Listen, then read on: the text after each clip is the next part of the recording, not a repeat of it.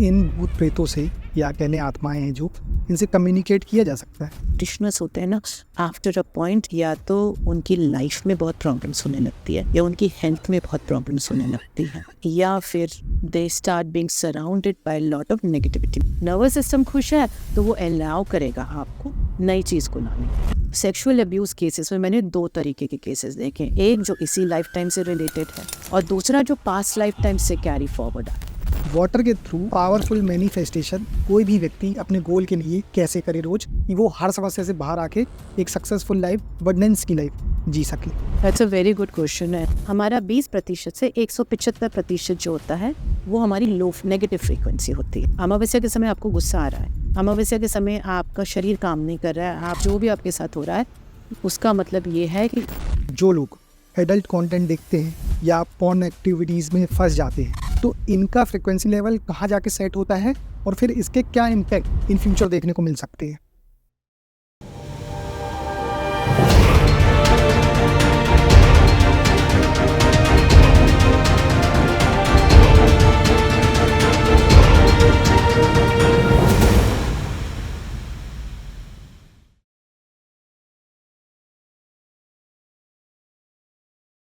Hello ma'am, welcome to Mystic Insights. नमस्कार। Must thank you. और कैसे हैं आप? मैं अच्छी हूँ, thank you so much for inviting me here. It's such a wonderful experience to meet all of you. आपसे मिलके बहुत अच्छा लगा। एक्चुअली आपका टॉपिक जो है पॉडकास्ट का वो भी बहुत इंटरेस्टिंग है। जैसे कि आप स्पिरिचुअल हिप्नोथेरेपिस्ट हैं, तो ये समझाइए कि स्पिरिचुअल हिप्नोथेरेपी है क्या? Okay, so I am a trend hypnotherapist and energy therapist. तो इन दोनों का कॉम्बिनेशन मिला के मैंने मोडालिटी तैयार की है। तो अगर हम हिप्नोथेरेपी को समझें, हिप्नोथेरेपी टेक्निकली स्पीकिंग उसकी डेफिनेशन ये है कि भाई वो आपके सबकॉन्शियस माइंड से काम करता है। आपका सबकॉन्शियस माइंड क्या है? आपका subconscious mind about 96% of your total mind है। तो हम जो डेली यूज़ करते हैं अपना माइंड वो अबाउट 4 to 5% ही होता है। तो अगर हम इसको एक एग्जाम्पल से समझने की कोशिश करें तो आप अपना लैपटॉप तो जानते हैं, हम सब लैपटॉप यूज़ करते हैं, उसमें एक रैम होता है, राइट? लेकिन रैम जो होता है वो आपका परमानेंट स्टोरेज नहीं करता है। परमानेंट स्टोरेज के लिए आपको क्या करना पड़ता है? आपको डी ड्राइव में आपकी प्रोग्राम फाइल होंगी, आपका एच ड्राइव, सी ड्राइव, जो भी होता है। बट एसेंशियली हम सब कुछ ज़्यादातर क्लाउड में डालना पसंद करते हैं आजकल, जैसे हमारे जीमेल्स हो गए और ये सब हो गए जी। ऐसे ही हमारा जो माइंड होता है उसमें एक रैम होता है। वो रैम में टेम्पररी चीज़ें स्टोर होती है और वहाँ से फिर वो भेज दी जाती है स्टोरेज यूनिट्स में। ये जो रैम होता है ये हमारा कॉन्शियस माइंड है। जब आप और मैं सुबह उठते हैं और अपनी दिनचर्या चालू करते हैं, वी स्टार्ट आवर लाइफ, तो हमारा रैम काम करता है। जब हम रात को सोते हैं उस समय हमारी स्टोरेज यूनिट्स एक्टिव हो जाती है। जैसे कि आप अपने लैपटॉप को अपग्रेड के लिए लगा के सो नहीं जाते हैं कि भाई अपडेट्स आर इन प्रोसेस। तो जब हम सोते हैं तो हमारा सबकॉन्शियस माइंड जागता है। जब हमारा सबकॉन्शियस माइंड जागता है तो जो रैम है वो सारा जो इन्फॉर्मेशन है वो इसमें डंप कर देता है और ये सबकॉन्शियस माइंड फिर इसको फोल्डर में करता है। जैसे कि अरे ये बहुत इंपॉर्टेंट चीज़ है, इसको आप डेस्कटॉप पे डालो इजी रिट्रीवल के लिए। ये जो चीज़ है इसकी हमें अभी ज़रूरत नहीं है, इसको थोड़ा दूसरे फोल्डर में, इसकी शायद हमें बाद में ज़रूरत पड़ेगी तो इसको क्लाउड पे डाल। तो ज़रूरी क्या है? ज़रूरी वो है जिससे कि आपकी फीलिंग्स अटैच। अगर आपका किसी ने दिल दुखाया और आप उसके बारे में सोच रहे हैं तो आपका सबकॉन्शियस माइंड को ये सिग्नल मिल रहा है भाई ये तो बहुत ज़रूरी चीज़ है, this is very important, very crucial, इसको संभाल के रखना है। तो वो स्टोरेज कहाँ करेगा? बॉडी में। बॉडी डेस्कटॉप है, बॉडी पे स्टोर कर देगा, बाकी सारी इन्फॉर्मेशन उठा के वो दूसरी ड्राइव में डाल देगा। अब फॉर एग्जांपल विशाल, आप मेरे सामने बैठे हैं, आपको मालूम है आपने कितने टाइम अपनी आइज को ब्लिंक किया? नहीं मालूम है, राइट? लेकिन वो डेटा आपके सबकॉन्शियस ने सेव कर दिया, अभी ज़रूरत नहीं है उसकी। हो सकता है कल को आपको आई में कोई इश्यू आए, कोई प्रॉब्लम आए तो हम उसको वहाँ से रिट्रीव करेंगे। अब उसको आप खुद तो रिट्रीव नहीं कर सकते, उसको रिट्रीवल के लिए आपको किसी एक्सपर्ट की जरूरत पड़ेगी। So that expert is an hypnotherapist. मेरा काम जो है इसके भी बियॉन्ड जाता है। मेरा काम, I also look into spiritual hypnotherapist. So clinical hypnotherapy तो काफ़ी समय से मेन स्ट्रीम मेडिसिन में आ चुके हैं। इनफैक्ट यूएस में तो ये मेन स्ट्रीम ट्रीटमेंट में है। हमारे इंडिया में it's a very new kind of thing. लेकिन जो स्पिरिचुअल हिप्नोथेरेपी है वो हमारे इंडिया में सदियों से चलती आ रही है। Okay. जैसे आपका मेडिटेशन हो गया, it's a part of your हमारे हमें कहा जाता है कि भाई रात को सोने से पहले मेडिटेशन करो, अच्छे विचारों के साथ सो, अच्छी चीज़ें सुनो। That's all part of reprogramming, जो हम अपने सबकॉन्शियस माइंड को रीप्रोग्राम करते हैं, वो थोड़ा सा स्पिरिचुअल हिप्नोथेरेपी का है। लेकिन अगर हम डिटेल में समझना चाहें तो स्पिरिचुअल हिप्नोथेरेपी में हम क्लाउड में जो मेमोरी सेव्ड होती है उसको रिट्रीव करते हैं। Okay. अब क्लाउड में क्या मेमोरी सेव्ड है? आपके पास लाइफ की सेव्ड है, आपका ट्रॉमा जो इस लाइफ से भी बियॉन्ड है, जिसे हम कर्मा बोलते हैं, कर्मा साइकिल्स, कर्मा बाइंडिंग बोलते हैं। भाई आप कहाँ से वो बैगेज लेके आ रहे हैं, है ना? नदी के किनारे खड़े हैं, उस पार जाना है, मालूम है उस पार आपको सब कुछ मिलेगा, लेकिन आप जा नहीं पा रहे हैं। क्यों?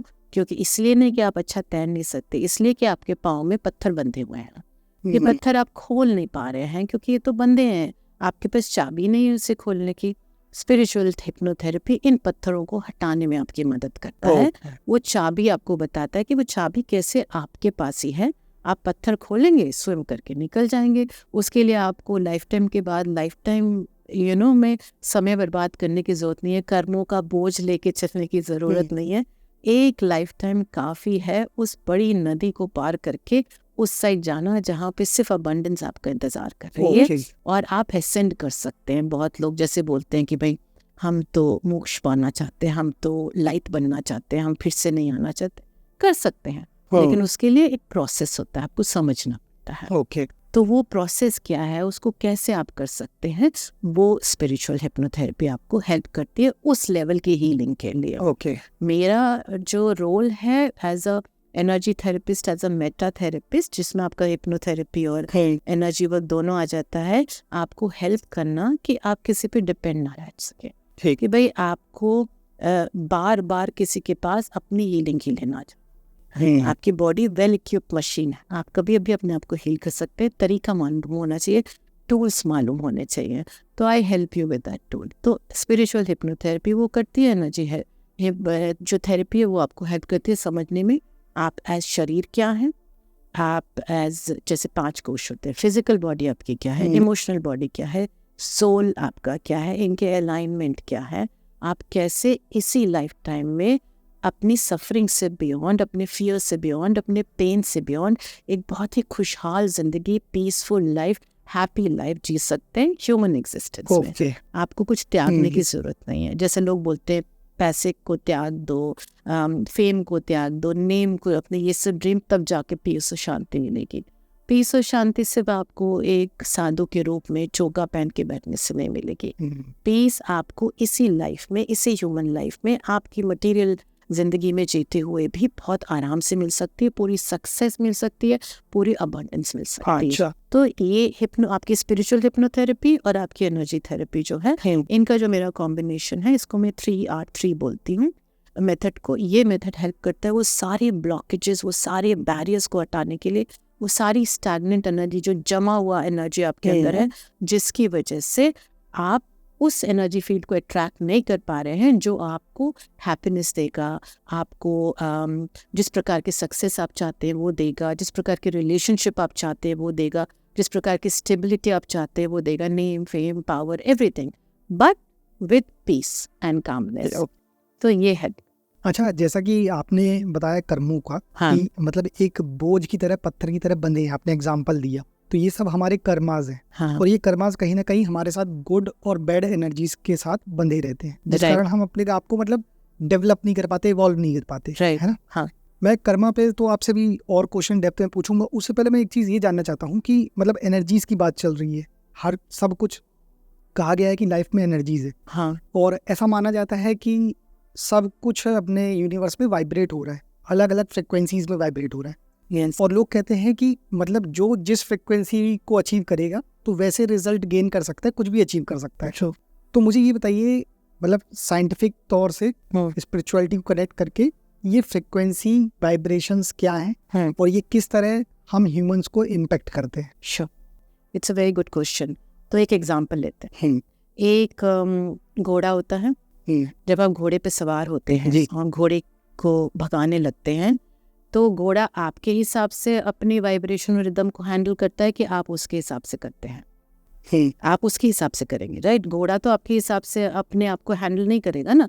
तो जब घोड़ा, आप अगर किसी भी घुड़सवार को देखेंगे तो घोड़ा जैसे जैसे ऊपर नीचे जाता है, घुड़सवार भी वैसे वैसे ऊपर नीचे जाता है। तो जब घोड़ा जमीन से ऊपर की तरफ आता है तो घुड़सवार भी ऊपर हो जाता है। जब घोड़ा जमीन में जाता है तो घुड़सवार भी उस पर हो जाता है। तो घुड़सवार क्या कर रहा है, उसको अगर वो एंजॉय करनी है स्पीड जिस पे वो घोड़ा भाग रहा है, तो उसको उसके हिसाब से अलाइनमेंट करना पड़ता है, तभी वो एंजॉय करेगा। नहीं तो 2 मिनट में जमीन में गिर जाएगा, उसको चोट लग जाएगी। बिल्कुल सिंपल एग्जांपल है।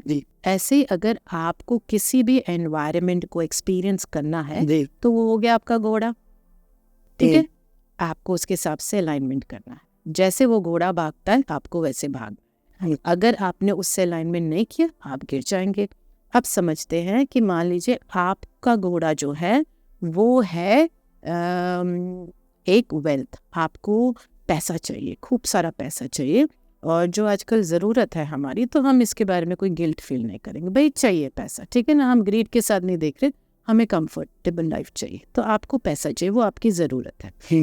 आपको घर बनाना है, करियर करना है, सब करना है, वो आपका घोड़ा हो गया।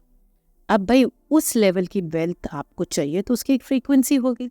अब मान लीजिए उसकी फ्रीक्वेंसी है आपकी 400 हर्ट्ज प्लस। 400 हाँ प्लस, ठीक है ना। वो क्या फ्रीक्वेंसी है, वो आपकी करेज से भी बियॉन्ड फ्रीक्वेंसी है। करेज आ गई, करेज के बाद आपका करेज 210 हर्ट्ज फ्रीक्वेंसी हो गया।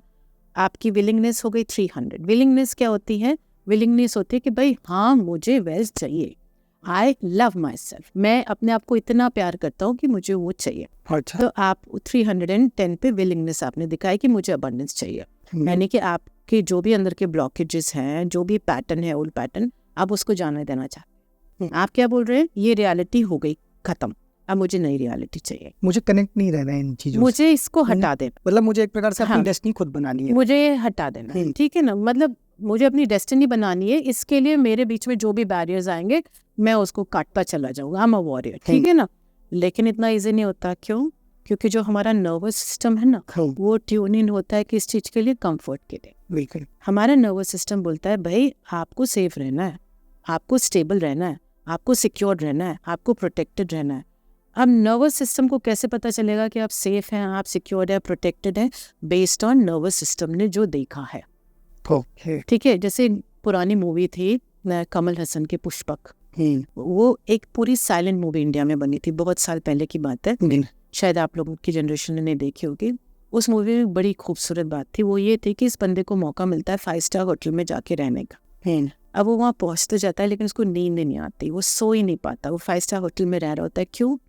क्योंकि वो आता है स्लम से, जहाँ डेली गाड़ी का और पड़ोसियों के झगड़े का शोर शराबा होता है, जिसमें वो सोता था। अब यहाँ साइलेंट, उसका नर्वस सिस्टम एंशियस होता जा रहा था क्योंकि he is used to that. तो वो वहाँ जाता है, रिकॉर्ड करता है, और वो रिकॉर्डिंग लेके आता है और रात को वो प्ले कर देता है। अब जैसे ही शोर शराबा 5 स्टार के साइलेंट रूम में बजता है, उसको नींद आ जाती है, वो खराटे लेके सोने लगता है। तो हमारा नर्वस सिस्टम जो होता है वो ट्यून्ड इन होता है जिस भी माहौल में हम पले बड़े होते हैं या जिस भी माहौल से हम कंफर्टेबल होते हैं। तो जैसे ही आप उस नर्वस सिस्टम से दूर जाने लगते हैं, आपका माइंड रेजिस्ट। अब माइंड कैसे रेजिस्ट करेगा? या तो आपको गुस्सा आएगा, इरिटेशन आएगा, घबराहट होगी, एंग्जाइटी होगी, आपका स्ट्रेस बढ़ेगा, पैरानोया होगा, ठीक है ना, आपका पेट गड़बड़ हो जाएगा, आपका बीपी बढ़ जाएगा, आपका शुगर का प्रॉब्लम हो जाएगा, आपको थायराइड हो जाएगा, आपका स्टमक अपसेट हो जाएगा, कोई भी आपको फीवर आ जाएगा, आपको कोल्ड एंड कफ बार बार होने लगेगा, आपके लेग्स में प्रॉब्लम होने लगेगा, या फिर आपको एक्सीडेंट होने लगेगा, यू नो, क्योंकि आपका माइंड आपको पूरी तरीके से रोक रहा है उस कंफर्ट स्पेस से निकलने के लिए। राइट। तो वॉरियर बनना इतना ईजी तो नहीं है ना, बहुत मेहनत करनी पड़ती है। तो वो तलवार तो उठा लेंगे, आगे बढ़ने से नर्वस सिस्टम रोक देगा। तो वो जो नर्वस सिस्टम होता है ना, उसके लिए सबसे पहले हमें समझना पड़ता है कि भाई हम क्या इंटेंशन डाल रहे हैं। आपने बोला मुझे वेल्थ चाहिए, ठीक है, हमारा क्वेश्चन क्या है कि भाई उस फ्रीक्वेंसी के लिए हमको क्या करें? वेल्थ, हमको वो वेल्थ चाहिए, हमको उस फ्रीक्वेंसी पे जाना है। तो उसके लिए पहले आपको अपने नर्वस सिस्टम को तैयार, तो वो कैसे होगा? तो उस नर्वस सिस्टम को तैयार करने के लिए पहले आपको अपनी रिप्रोग्रामिंग करनी पड़ेगी। अब आप कैसे करेंगे? कुछ तो आप कॉन्शियसली कर लेंगे, यानी कि मान लीजिए अगर आप ये बिलीव करते हैं कि मेरे शरीर को सिर्फ ठंडा पानी ही सूट करता है और कोई पानी सूट नहीं करता, तो आप कोशिश करेंगे कि आप ठंडा पानी पीना बंद करेंगे। आप अपने आप को धीमे धीमे चैलेंज करेंगे, सर्जिकल नहीं करेंगे, है ना। तो आप क्या करेंगे, अगर दिन में आप 10 ग्लास पानी पीते हैं, 10 ग्लास में से आप 8 ग्लास ठंडा पीजिए, 2 ग्लास नॉर्मल पीजिए। थोड़े टाइम के बाद 4 ग्लास नॉर्मल पीजिए, 6 ग्लास ठंडा पीजिए। ऐसे करते करते एक दिन ऐसा आएगा जब आपका शरीर नॉर्मल पानी को पीने लगेगा। तो ये तो हमारा हो गया कॉन्शियसली, हम धीमे धीमे उस चीज से हटने लगेंगे। तो हमारा जो नर्वस सिस्टम है बोलेगा ठीक है, मैं एडजस्ट कर सकता हूँ, इतना ही तो करना है ना, है ना। 80% तो मैं अभी भी अपने कंफर्ट जोन में, फिर वो 20% 40 हो जाएगा, 40 60 60 80 हो जाएगा, तो नर्वस सिस्टम खुश है। नर्वस सिस्टम खुश है तो वो अलाउ करेगा आपको नई चीज को लाने की। अच्छा, तो नहीं तो वो रेजिस्ट करने लगेगा, आपका बॉडी फंक्शन नहीं करेगा। बॉडी फंक्शन, आप समझ रहे हैं ना, मतलब कहीं ना कहीं प्रॉब्लम्स, हर्डल्स अलग अलग रूप में सामने आ जाएंगे। आ ही जाएंगे, या तो फिजिकल रूप में आएंगे, या इमोशनल रूप में आएंगे, या आपकी लाइफ में पैटर्न्स ऐसे हो जाएंगे। क्यों? अब जब मैं लोगों को बोलती हूँ कि भाई पैटर्न ऐसे हो जाएंगे, लोग मानते नहीं है। लेकिन आप सोचिए, हमारा 20% से 175% जो होता है वो हमारी लो नेगेटिव फ्रीक्वेंसी होती है। अच्छा, मतलब 20 हर्ट्ज से 175 हर्ट्ज तक लो फ्रीक्वेंसी के। जैसे हम समझे एक कॉन्शियसनेस का स्केल भी है, it's a tried and tested Hawkins scale of consciousness. Doctor Hawkins ने ये स्केल बनाया था, उन्होंने हर इमोशन को इस स्केल ऑफ कॉन्शियसनेस पे डाल दिया था, ठीक है, समझने के लिए। और उसका कोरिलेशन हमारे स्पाइन से भी होता है, पर उसमें भी नहीं घुसेंगे। अब आपका 20 हर्ट्ज से 40 60 ये सब आपका आ गया फियर। फियर किस चीज का है? शेम, मुझे कोई बेइज्जत ना करते। फियर ऑफ जजमेंट, मुझे लोग जज ना करे। फियर ऑफ रिजेक्शन, मुझे रिजेक्ट ना कर दे। फियर ऑफ अबैंडनमेंट, मैं रिजेक्ट हो गया तो मुझे लोग धक्का देके निकाल देंगे, अपनी जिंदगी से निकाल देंगे, आउट समाज से निकाल देंगे, जो भी हो। Fears fears fears fears fears, that leads to shame, that leads to anger. Grief हो रहा है ना अंदर, दर्द हो रहा है आपको कि भाई फियर के कारण ग्रीफ हो रहा है। जब ग्रीफ होगा तो गुस्सा आएगा। ग्रीफ हमारा गुस्से के रूप में रिलीज होता है, तो गुस्सा हो गया आपका, जेलसी हो गया, सेंस ऑफ लैक हो गया, ये सब चीजें आपकी उसमें आती है। ओके, तो it's a negative frequency range. अगर आप उस फ्रीक्वेंसी में हैं तो आप उसी फ्रीक्वेंसी को अट्रैक्ट करेंगे। अगर आप फर्स्ट फ्लोर पे हैं किसी बिल्डिंग के, हाई राइज बिल्डिंग के, और अगर आप 20th फ्लोर का व्यू चाहते हैं, तो आपको फर्स्ट या सेकेंड फ्लोर पे मिलेगा? नहीं मिलेगा ना, आपको 3rd या 4th फ्लोर का मिलेगा। आपको हाई राइज के लिए जाने के लिए कम से कम 19th फ्लोर पे तो पहुंचना पड़ेगा ना। तो अगर आप 120 to 175 हर्ट्ज फ्रीक्वेंसी में है, तो आप कैसे हाई फ्रीक्वेंसी का एक्सपीरियंस करेंगे? मतलब सबसे पहला तो मतलब स्टेप ये है कि 175 के ऊपर जाओ। हाँ, ओके, मोस्ट इम्पोर्टेंट। वहाँ क्या है? करेज है, 210 हर्ट्ज। करेज क्या है? जो मैंने आपको बोला, नर्वस सिस्टम को हमको चैलेंज नहीं करना है। नर्वस सिस्टम को धीमे धीमे हाथ पकड़ के हमको बोलना है, आ जाओ, सिंक्रोनाइज करना। हाँ, हम नई जगह में चलते हैं। You are safe. जैसे जैसे समझ आएगा I am safe, I am safe, I am safe, safe होता है। तो इसलिए मैं लोगों को बोलती हूँ, रात को सोने से पहले आपने 2-3 मंत्रा बोलने हैं। कौन से मंत्रा है? इसमें कोई रिलीजन नहीं आता। मंत्रा ये है भाई, आपने सांस लेनी है, लंबी गहरी सांस। अगर आप बोलेंगे तो मैं बाद में बता दूंगी, बट लंबी गहरी सांस होल्ड करना है, उसको एक्सेल करना है। जब 10 काउंट कर लेते हैं तो बॉडी रिलैक्स हो गई। वो भी नहीं कर पा रहे हैं तो नॉर्मल ब्रीथिंग करिए। उसके बाद सोने से पहले आपने अपने सबकॉन्शियस को पहला मंत्रा बोलना है। पहला मंत्रा क्या है? पहला मंत्र ये है कि भाई जो भी मेरे अंदर नेगेटिव एनर्जीज हैं, टॉक्सिन्स हैं, जो भी मुझे मेरे it has served it's purpose, अब उसकी कोई ज़रूरत नहीं है, वो हो गया ना, तो मैं क्यों लेके बैठा हूँ? अगर कोई भी अटैचमेंट मेरा किसी भी पेन से है, किसी भी फियर से है, अपने या दूसरे के, क्योंकि हमें आदत होती है जिम्मेदारी उठाने की, बचपन से सिखाया जाता है ना, पैदा हो गए तो अब जिम्मेदारी उठाओ ही उठाओ। तो भाई अगर मेरा कोई अटैचमेंट अपने पेन से, अपने फियर से, या किसी दूसरे के पेन से, दूसरे के फियर से, उसका काम हो गया। अब तुम उसको मेरे शरीर से निकाल के बाहर कर। ये पहला मंत्र हो गया। सिंपल है ना? मतलब ये पहले में हम डिटॉक्स कर रहे हैं, सबसे पहले में हम डिटैचमेंट ला रहे हैं। प्रोसेस ऑफ डिटॉक्स है, लेकिन पहला step detachment from negativity, from pain and fears. Okay, अपना और दूसरों का। ये हमने सोते समय अपने से बात करनी है कि भाई मैं अपने माइंड को, अपनी बॉडी को और अपने चक्रास को ये बोलती हूँ कि मेरा जो भी अटैचमेंट पेन से है, जो भी अटैचमेंट फियर से है, अपना और दूसरों का, मैं उससे अपने आप को डिटैच कर, उसका काम हो गया, उसे जाने दो। ठीक है, पहला मंत्र। दूसरा मंत्र is building the belief system, यानी एक आपने जब तक आप बिलीव नहीं करेंगे कि आपके लिए प्रोसेस है एक डिटॉक्सिफिकेशन का, तब तक आप उसमें आगे नहीं बढ़ पाएंगे।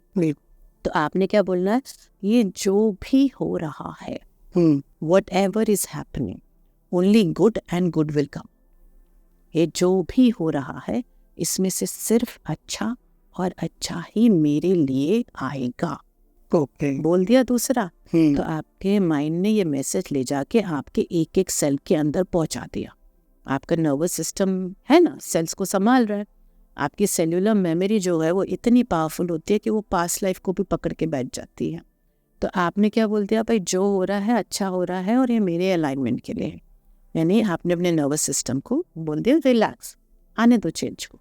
ठीक है, अब तीसरा सबसे पावरफुल मंत्र है I am safe. I am safe, okay. I am सबसे पावरफुल मंत्र माना जाता है। हर कोई बोलता है, कितना भी यूट्यूब वीडियोस खोल लीजिए, कुछ भी, सब बोलते हैं I am I am I am, भूल जाते हैं उसके आगे क्या लगाना है। सबसे पहला शब्द उसके आगे जो लगाना होता है वो है सेफ। मैं सुरक्षित हूँ, आई एम सेफ। अब जैसे ही आपने ये बोला, सबकॉन्शियस में तो पूरा ट्रिगर चालू हो जाएगा और नर्वस सिस्टम में सब जगह ये मैसेज आपके इलेक्ट्रॉन्स लेके जा रहे हैं, you are safe, you are safe, you are safe, you are safe. अब जब वो सेफ हो गया तो उसने अपने आप को ओपन अप करना चालू किया। सबसे पहले क्या ओपन अप होगा, हार्ट चक्र ओपन अप। क्योंकि जब आप सेफ होंगे तो आप किसी दूसरे पे ट्रस्ट कर पाएंगे, फील कर पाएंगे, लव कर पाएंगे। आप अपने ऊपर ट्रस्ट कर पाएंगे कि भाई दुनिया इधर की उधर हो जाए, मैं सेफ हूँ। सुनामी आ जाए, तूफान आ जाए, मैं सेफ, है ना। तो आपका दिल खुलने लगेगा। जहाँ हार्ट खुला बाकी चक्रास अलाइनमेंट में आने लगेंगे। जब बाकी चक्रास अलाइनमेंट में आए तो क्या हुआ, करेज हो गया। यानी वो जो 20 to 175 हर्ट्ज फ्रीक्वेंसी में आप जहाँ भी बीच में अटके हुए थे, ज़्यादातर हम 60-80 फ्रीक्वेंसी में अटक जाते हैं। अच्छा। आप सीधा 210 की फ्रीक्वेंसी में आ जाएंगे। ठीक है, थोड़ा और करते रहेंगे, 300 की फ्रीक्वेंसी में विलिंगनेस में आ जाएंगे। विलिंगनेस में मतलब हम एक अच्छे क्रांतिकारी स्टेप्स उठा सकते हैं कि भाई अब तो मैं तैयार हूँ, है ना। अब मेरा नर्वस सिस्टम है नहीं कर सकता। बिल्कुल। मेरे पास इतनी, स्पेशली यूथ में ये बहुत कॉमन था, एंग्जाइटी। आज 20-20 साल, 16-16 साल, 15-15 साल के बच्चे भी एंग्जाइटी से सफ़र कर रहे हैं। साइकेट्रिक ट्रीटमेंट में है, मेडिसिन पे है, हेवी मेडिकेशन पे है। क्या प्रॉब्लम है, यही है, नर्वस सिस्टम उनको मूव ही नहीं करने देता है। Because they feel unsafe. Families टूट रही हैं, न्यूक्लियर फैमिली है, मदर पेरेंट्स सेपरेट हो गए हैं, और अगर नहीं भी तो अलग अलग रह रहे हैं, उसी में उनकी अपनी अपनी जिंदगियां हैं, यू नो, तो अनसेफ फील करते हैं। अच्छा, जैसे आपने कहा कि सेल्स हमारे पास्ट लाइफ के भी रिकॉर्ड्स रखते हैं। हाँ। और इधर जो हमारा पालन पोषण हुआ है उसका भी पूरा रिकॉर्ड्स रखते हैं और उसी हिसाब से वर्क करते हैं। तो कहीं ना कहीं हम लोग इस फ्रीक्वेंसी को यूज करके जो भी हमारे पास्ट लाइफ कर्मास भी है तो उसको डिस्ट्रॉय कर सकते हैं। जो भी निगेटिव मतलब कर्मा है उसको खत्म कर सकते हैं और अपने आप को इवॉल्व कर सकते हैं। हाँ, 2 एग्जांपल दूंगी इसके लिए, एक करंट लाइफ का और एक पास्ट लाइफ। ठीक है। मेरे पास काफ़ी एज ग्रुप के आते हैं, 55 से लेके 3 साल 4 साल से लेके 80, 85, 90 तक लोग आते हैं, उससे भी ज़्यादा अगर उन आना चाहें। तो एक मेरे पास एक क्लाइंट आई थी और she was about 15 years of age. ठीक है, अब उनको प्रॉब्लम क्या था, उनको पॉलीसिस्टिक ओवरी, PCOS, और बहुत सीवियर PCOS था। इतना था कि बॉडी में पूरी hair growth, and she was very masculine, like एकदम मेल के जैसे, heavy weight, lot of weight, lot of anger, किसी से रिश्ते नहीं निपटे, कुछ ग्रोथ नहीं हो रही लाइफ में, सब कुछ मतलब ना तो करियर में, ना रिलेशनशिप में, ना पर्सनल उसमें, सोशल रिलेशनशिप, सब तरीके से ब्लॉक थी वो बुरी तरीके से। इनफैक्ट उनको टैंट्रम चाइल्ड बोलते थे। फैमिली में सब बोलते थे कि भाई ये लड़की तो टैंट्रम थ्रो करती रहती है, हमने से बहुत लाड से पाला, अकेली बच्ची थी। ठीक है। जब मैंने उसको सेशन में लिया और उसका एनर्जी स्कैनिंग किया, सब कुछ किया, एज आई टोल्ड यू ममिटा थेरेपिस्ट, तो मैंने देखा कि इस लड़की का बुरी तरीके से रूट और सेक्रल ब्लॉक्ड है और ये ब्लॉक। ठीक है, और ये तो होगा ही, बिकॉज अगर आपका सेक्रल सेकंड चक्रा जब ब्लॉक होता है तो आपका थर्ड आई ब्लॉक हो ही जाएगा। फियर जो है आपकी डिसीजन मेकिंग एबिलिटी को ब्लॉक करता है। ओके। तो अगर आपका सेक्रल चक्रा ब्लॉक्ड है तो आपकी इंटेलेक्चुअल बॉडी ब्लॉक हो जाएगी। हमारे 5 कोश होते हैं ना, तो उसमें चौथा कोश आपका इंटेलेक्चुअल बॉडी होता है, वो ब्लॉक हो जाएगा। तो मैंने देखा ये ब्लॉक्ड है। तो मैंने उससे पूछा, भाई तुम्हें बहुत ज़्यादा साइनसाइटिस की प्रॉब्लम रहती है और थ्रोट की? तो उसने बोला हाँ, मुझे हर 2 महीने में कोल्ड कफ हो जाता है और जब भी सीज़न चेंज होता है तो भी मुझे बहुत प्रॉब्लम होती है और मुझे नेज़ल कंजेशन बहुत रहता है और मेरे कानों में बहुत वैक्स हो जाता है। बिकॉज ये टिपिकल साइन है, आपके सेंसरी ऑर्गन जो है वो थर्ड आई से कनेक्ट होते हैं। उसका पूरा सिस्टम ये ब्लॉक हो जाता था, सांस नहीं ले पाती थी, जिससे उसकी पूरी स्वेलिंग आ गई थी यहाँ पर और कानों में वैक्स ऐसे गिरता था कि पूछो मत। उसको ENT स्पेशलिस्ट के पास एटलीस्ट साल में 3 बार जाना। गुस्सा बहुत था, राइट, पेनफुल पीरियड्स थे उसके। तो जब मैंने उसको सेशन में लिया एनर्जी स्कैनिंग के बाद, मैंने देखा उसका रूट चक्रा जो हमारे जेनिटल और टेल बोन के बीच में होता है पूरी तरह ब्लॉक था। अब रूट चक्रा तो बहुत ज़रूरी है आपके मटेरियल अबंडेंस के लिए, फिजिकल हेल्थ हो, इमोशनल हेल्थ हो, हमारी इस ह्यूमन रियलिटी के लिए। तो मैंने देखा उसका रूट चक्रा ब्लॉक है और उसका सेक्रल चक्रा ब्लॉक। जब मैंने उसके साथ सेशन करना चालू किया तो आप सोचिए कहाँ उसका निकला जी। उसका निकला उसकी मदर के वूम्ब में। अच्छा। जब मदर प्रेग्नेंट थी तो मदर को गर्ल चाइल्ड नहीं चाहिए था। अच्छा। इसलिए नहीं कि मदर को गर्ल में बिलीव नहीं है, क्योंकि मदर के खुद काफ़ी ट्रॉमा थे जो मदर नहीं चाहती थी कि इसके अंदर आए। तो मदर को डर लगा। अच्छा, मतलब एक डर बैठा था मेरी उनको ऐसा था मैं बेटी को संभाल नहीं पाऊंगी, I will not be able to. तो मैं बेटी नहीं चाहती क्योंकि वो उसको संभाल नहीं पाऊंगी। तो ये डर जो है वो लड़की के अंदर घुस गया, ठीक है ना। अब वो लड़की के अंदर घुसा, उसका रूट चक्रा वैसे हिल गया। सबकॉन्शियसली वो जो बच्ची थी वो अपने आप को मेल के रूप में कनेक्ट करने लगी, इसलिए उसका PCOS, उसका टेस्टोस्टेरोन लेवल इतना हाई था कि उसको पूरे इतने हेयर ग्रोथ थे कि लेज़र से हटाते भी नहीं हटते थे। आप समझ रहे हो? तो उसके उसमें वो पूरा सफ़र कर रही थी। उसकी लाइफ जब वो मेरे पास आई, मैंने आपको जैसे बताया 13, 14, 15 की रही होगी, 15 साल लाइफ की उसकी ऐसी सफरिंग में चले गए, राइट। PCOS का पता कब चला? जब उसने प्यूबर्टी अटेंड की। 8 साल की थी तब उसको प्यूबर्टी अटेंड हुई, यानी पीरियड्स चालू हुए, क्योंकि आजकल लड़कियों को जल्दी हो जाते हैं। 8 साल से 15 साल, 7 साल तक वो लड़की सफ़र करती रही। स्कूल में से टीचर्स ने बोल दिया भाई ये आपकी लड़की बहुत ही टैंट्रम वाली, इसको निकालो। 3 स्कूल चेंज कर दिए उन्होंने। लड़की को इतना डिप्रेशन, आप समझ रहे हैं। मेरे पास आई तो गुस्सा, सुसाइडल। तो जब हमने उसके ये सब पैटर्न्स, जो पेन है, स्टैग्नेंसी हटाना चालू किया, मदर का ट्रॉमा रिलीज करना चालू किया, तो उसकी फ्रीक्वेंसी शिफ्ट होना चालू हुई, क्योंकि वो तो एकदम लो फ्रीक्वेंसी में चली गई थी, right, because she was angry all the time. उसको हमेशा ऐसा लगता था मुझे मिला नहीं है ठीक से। That's 40-45 hertz frequency, sense of lack and jealousy. तो हमने जब हटाना चालू किया उसकी फ्रीक्वेंसी शिफ्ट होना चाहिए। ओके। जब उससे क्या, पहले सबसे क्या हुआ, उसके पीरियड्स पेनफुल थे वो कम हो गए, उसका वेट कम होने लगा, गुस्सा कम होने लगा, उसके चक्रा जैसे जैसे ओपन होने लगे, एक अंडरस्टैंडिंग आने लगी लाइफ की कि भाई हाँ ऐसे है, ये लाइफ है, ये वो है। धीमे धीमे वो लड़की की हीलिंग चालू। उसके बाद भी मेड हर अंडरस्टैंड कि भाई आपकी बॉडी क्या है, आपकी बॉडी में कैसे जमा हुआ है जिसने फ्रीक्वेंसी नीचे कर दी है, जिसकी वजह से you not able to enjoy good life, you know, you not able to enjoy being a women also. धीमे धीमे धीमे धीमे करके वो जब रिलीज होना चालू हुआ, ये सब खुल गए, यू नो, इतना कफ उसको निकलता था सेशंस में, सब क्लीन होने लगा। वो लड़की एकदम चेंज हो गई, रियलिटी उसकी शिफ्ट हो गई, राइट। आज मेरे ख्याल से उस बात को 6 साल हो गए हैं, and she is doing very well, international college में पढ़ रही है, she is doing very well for herself. मतलब किसी भी चीज़ में उसका अचीवमेंट आप ये नहीं बोल सकते कि इतना सा भी कम है, लाइक अ टॉप रैंकिंग। तो ये तो इसका हो गया ये life time. The moment she started releasing all that, उसकी पूरी रियलिटी शिफ्ट हो गई। अगर हम पास्ट लाइफ का समझे, अब मेरे पास जैसे एक लेडी आई थी, ठीक है, उनको क्या हुआ, उनको पूरी जगह पे बॉयल्स हो गए थे, जैसे सेप्टिक बॉयल्स हो गए थे, और उनको समझ ही नहीं आ रहा था कि ये बॉयल्स उनको आए कहाँ। डॉक्टर के पास गए, डॉक्टर ने बोला, पहले दवाई दी थी एंटी एलर्जी की कि कुछ खाने से हो क्या होगा। उसके बाद उनको बोला कि अच्छा ये ऐसे भी नहीं जा रहे थे, स्टेरॉइड्स देंगे, वो भी नहीं हुआ। अब वो बड़ी परेशान कि मैं क्या करूँ, कैसे करूँ। तो जब हमने उसको सेशन में लिया तो वो निकला 3 लाइफ टाइम पहले का। अभी क्या था, वो इस बर्थ में शी वॉज प्रेगनेंट, तो वो प्रेगनेंसी में एक पर्टिकुलर मंथ पे उसको ये सब आ गए थे। हम 3 लाइफ टाइम पहले गए तो हमने देखा कि उसके उनका एक कुछ रिचुअल था जिसमें वो टैटूइंग करते थे बर्न करके, तो जिससे वो सेप्टिक होता है, जिससे कि भाई एक प्रेग्नेंट मदर को, प्रेग्नेंट लेडी को कुछ भी हवा ना लगे, जिससे हम कहते हैं ना।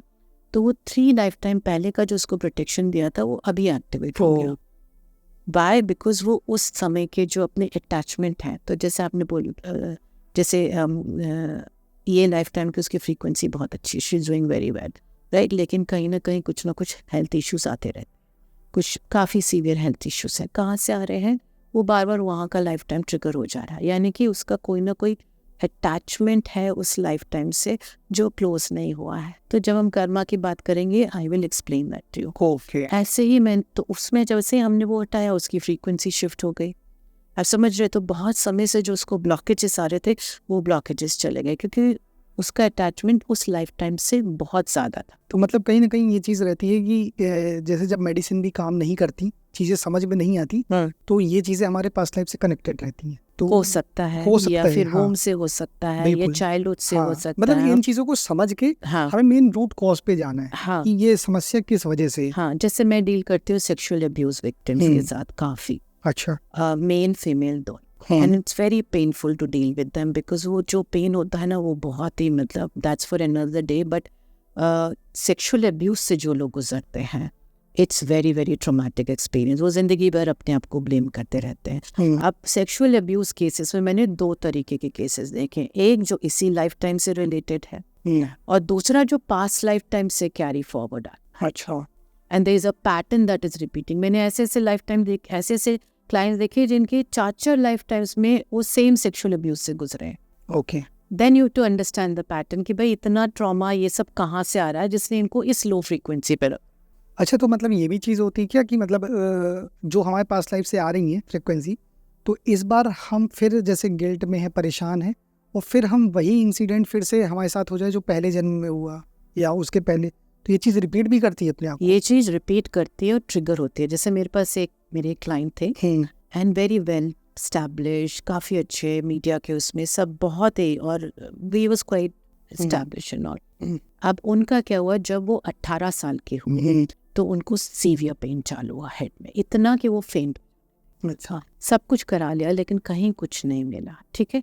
उसके बाद से लेके उनकी जो लाइफ थी एट द एज ऑफ 36 और 38 जब वो मुझे मिले थे, तब तक ही उनकी लाइफ बहुत ट्रॉमेटिक हो गई, ठीक है। उनको बार बार वो हेडेक आना, लैक ऑफ कॉन्फिडेंस, उसमें वो मटेरियल अपनी सक्सेस, नेम, फेम सब करते गए, लेकिन internally he was a mess, you know, depression में थे वो। सोचिए 18 साल से, क्योंकि जब कुछ नहीं मिला तो डॉक्टर ने क्या बोला, भाई इनको डिप्रेशन है, एंग्जाइटी है, इमोशनल इशू है, तो उनको मेडिकेशन पे डाल दिया। तो वो एंटी डिप्रेसेंट जो है और मूड स्टेबलाइजर वो 18 साल की उम्र से लेकर 38 उम्र तक ले रहे। तो जब वो मेरे पास आए और जब मैंने सेशन में लिया, तो पता चला कि जो इससे इमीडिएट पहले जो पास्ट लाइफ थी उसमें he was a woman, okay, और he was a woman and he was badly sexually abused, और वो बहुत ही बुरी, मतलब उनका जो था, और उसके बाद ही वॉज बीटन, लेकिन उनकी सांसें फिर भी बाकी थी और उनको बरी कर दिया गया था बॉक्स में डाल के। अच्छा,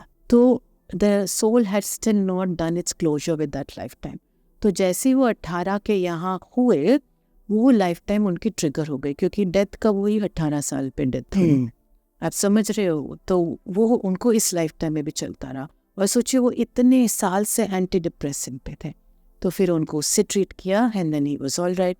तो काफ़ी आता है, काफ़ी इस लाइफ टाइम का भी होता है, काफ़ी आप अपने मदर के वूम से इंटरजनरेशनल ट्रॉमा लेके आते हैं, यानी कि आपके जो मदर की जो एंसेस्टर्स हैं या आपके फादर के, ये दोनों का आपके अंदर आता है, वो भी एनर्जी से अंदर आता है। एक मेरे पास केस था, एक लड़की आई थी, उसको बहुत बुरी तरह किडनी में सिस्ट हो गए थे। तो जब मैंने उसका ट्रीटमेंट चालू किया तो पता चला उसने एनर्जेटिकली अपने फादर से वो एब्जॉर्ब किया था। अच्छा, और फादर ने मदर से एब्जॉर्ब किया था।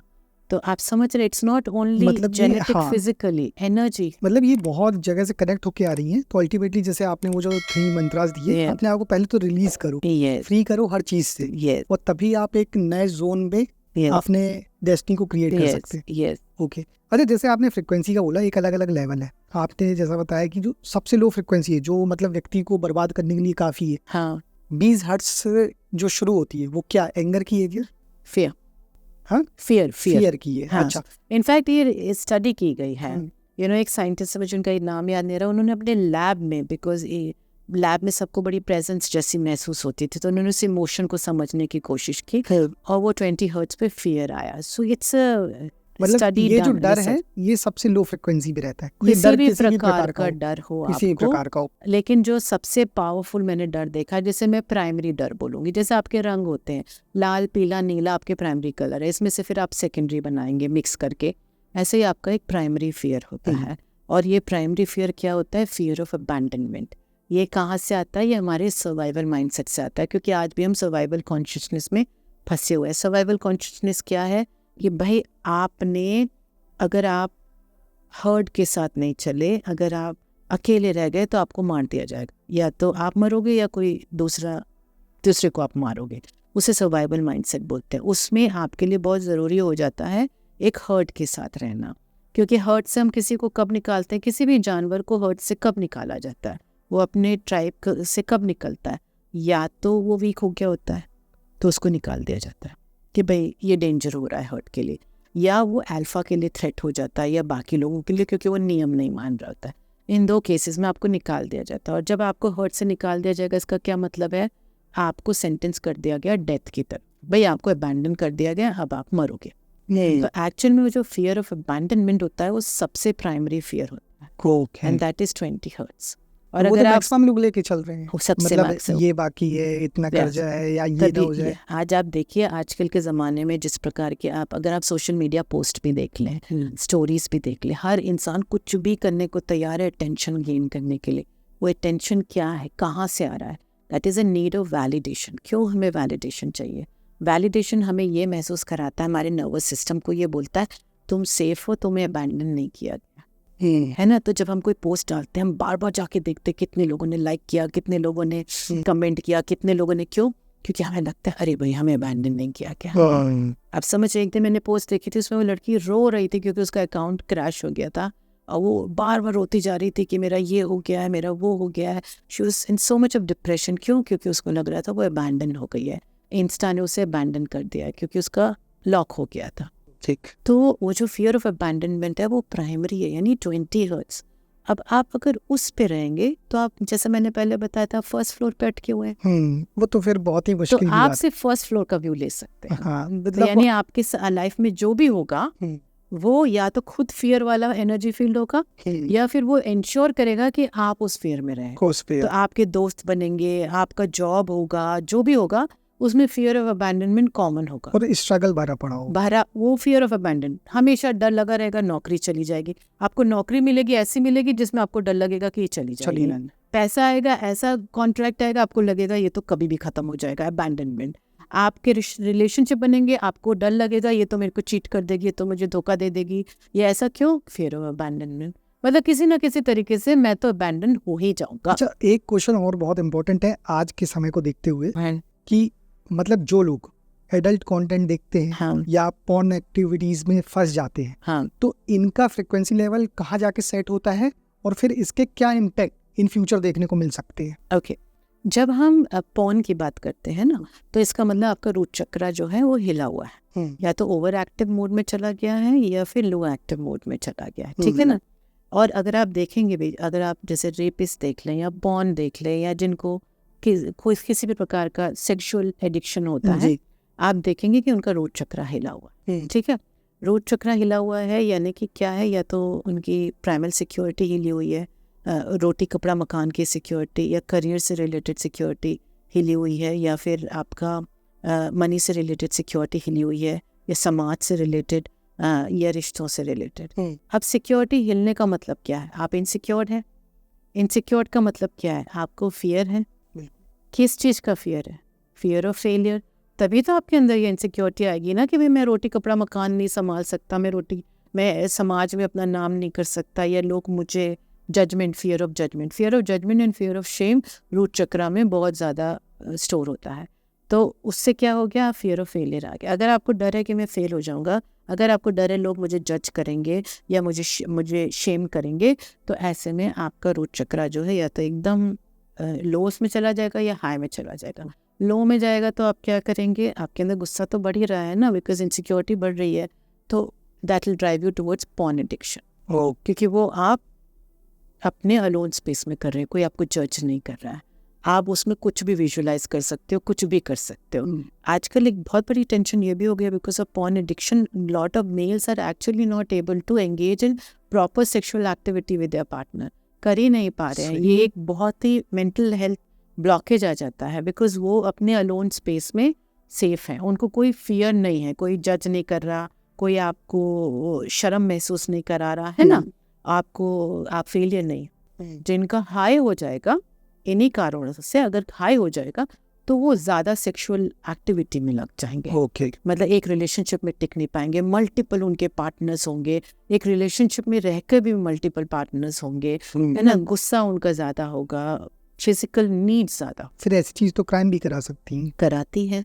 आप जितने भी रेपिस्ट हैं अगर आप देख लीजिए, आप अगर उनकी हिस्ट्री देखें तो आपको दिखेगा कि जो 5 चीज़ें हमारी रूट चक्र की होती है वो सब में उनका ये डीप रूटेड फियर है। ये ना, जैसे आप हमारा कुछ समय पहले, हमारा मीनिंग हमारे इंडिया में जो एक केस हुआ था निर्भया केस, बहुत ही पेनफुल था। वो जो लड़की थी ज्योति राय, बहुत पेनफुल था। उसमें क्या हुआ था, उसमें वो बंदे ने क्या किया था, it was such a painful thing, जो इंसर्शन उन्होंने जो सब किया था और जिस प्रकार से वो क्राइम हुआ था। आप उनका बैकग्राउंड चेक कर लीजिएगा सबका, उन सब के 100% रूट चक्रास जो है उसमें ब्लॉकेज सीवियर होगा, और यही ब्लॉकेज मतलब fear of rejection, fear of failure and fear of judgement and fear of shame, ये रहा होगा जिसकी वजह से एक अटेंशन सीकिंग बिहेवियर आ गया था। नेगेटिविटी ना आप लोएस्ट में है, आप समझ रहे, उस लोएस्ट में आप वही, उनके वो सारे दोस्ती तो थे ना जो भी है, या नेफ्यू अंकल जो भी थे, लेकिन सब एक ही माइंडसेट के थे, और सब एक ही फ्रीक्वेंसी की, लो फ्रीक्वेंसी के लोग थे, वो सेम फ्रीक्वेंसी की, तो एक दूसरे को वैलिडेट कर रहे थे, एक दूसरे को वैलिडेट कर रहे, नहीं कर कर और कर और कर। तो it is actually scientific study. अगर आप चक्रा या एनर्जी की स्टडी को समझें तो इट्स अ वेरी वेरी अच्छा। इसी चीज़ को अगर देखा जाए प्रैक्टिकली, तो जैसे यहाँ पे एक एनवायरनमेंट पूरे गलत लोगों का था, लो फ्रिक्वेंसी लोगों का था, जो कि आपको गलत चीज़ों के लिए मोटिवेट कर रहे थे, राइट।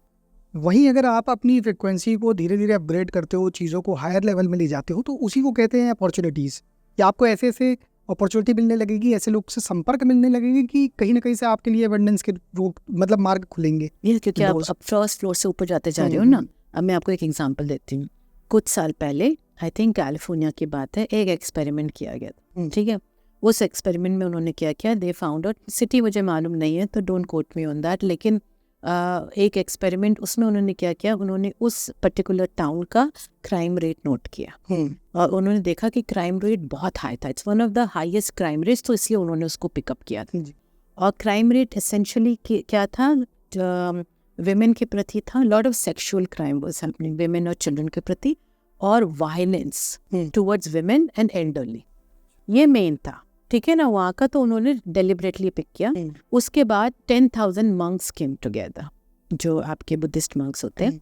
10,000 मंक्स एक जगह में बैठ के, कम्युनिटी प्लेस बनाई गई, वहाँ पे उन्होंने बैठ के 40 दिन तक कुछ नहीं किया, किसी को नहीं बताया गया कुछ भी, ठीक है, टाउन में लोग रह रहे हैं। इन मंक्स ने बैठ के मंत्र जाप करना चाहा, अच्छा, पीस का, काम का, मतलब चेंजिंग द फ्रीक्वेंसी। बताया नहीं गया था, ये लोग ग्रुप में बैठ के चैंट्स कर रहे थे, किसी को नहीं बताया गया ये क्यों करा जा रहा है, ये एक्सपेरिमेंट है, कुछ भी नहीं।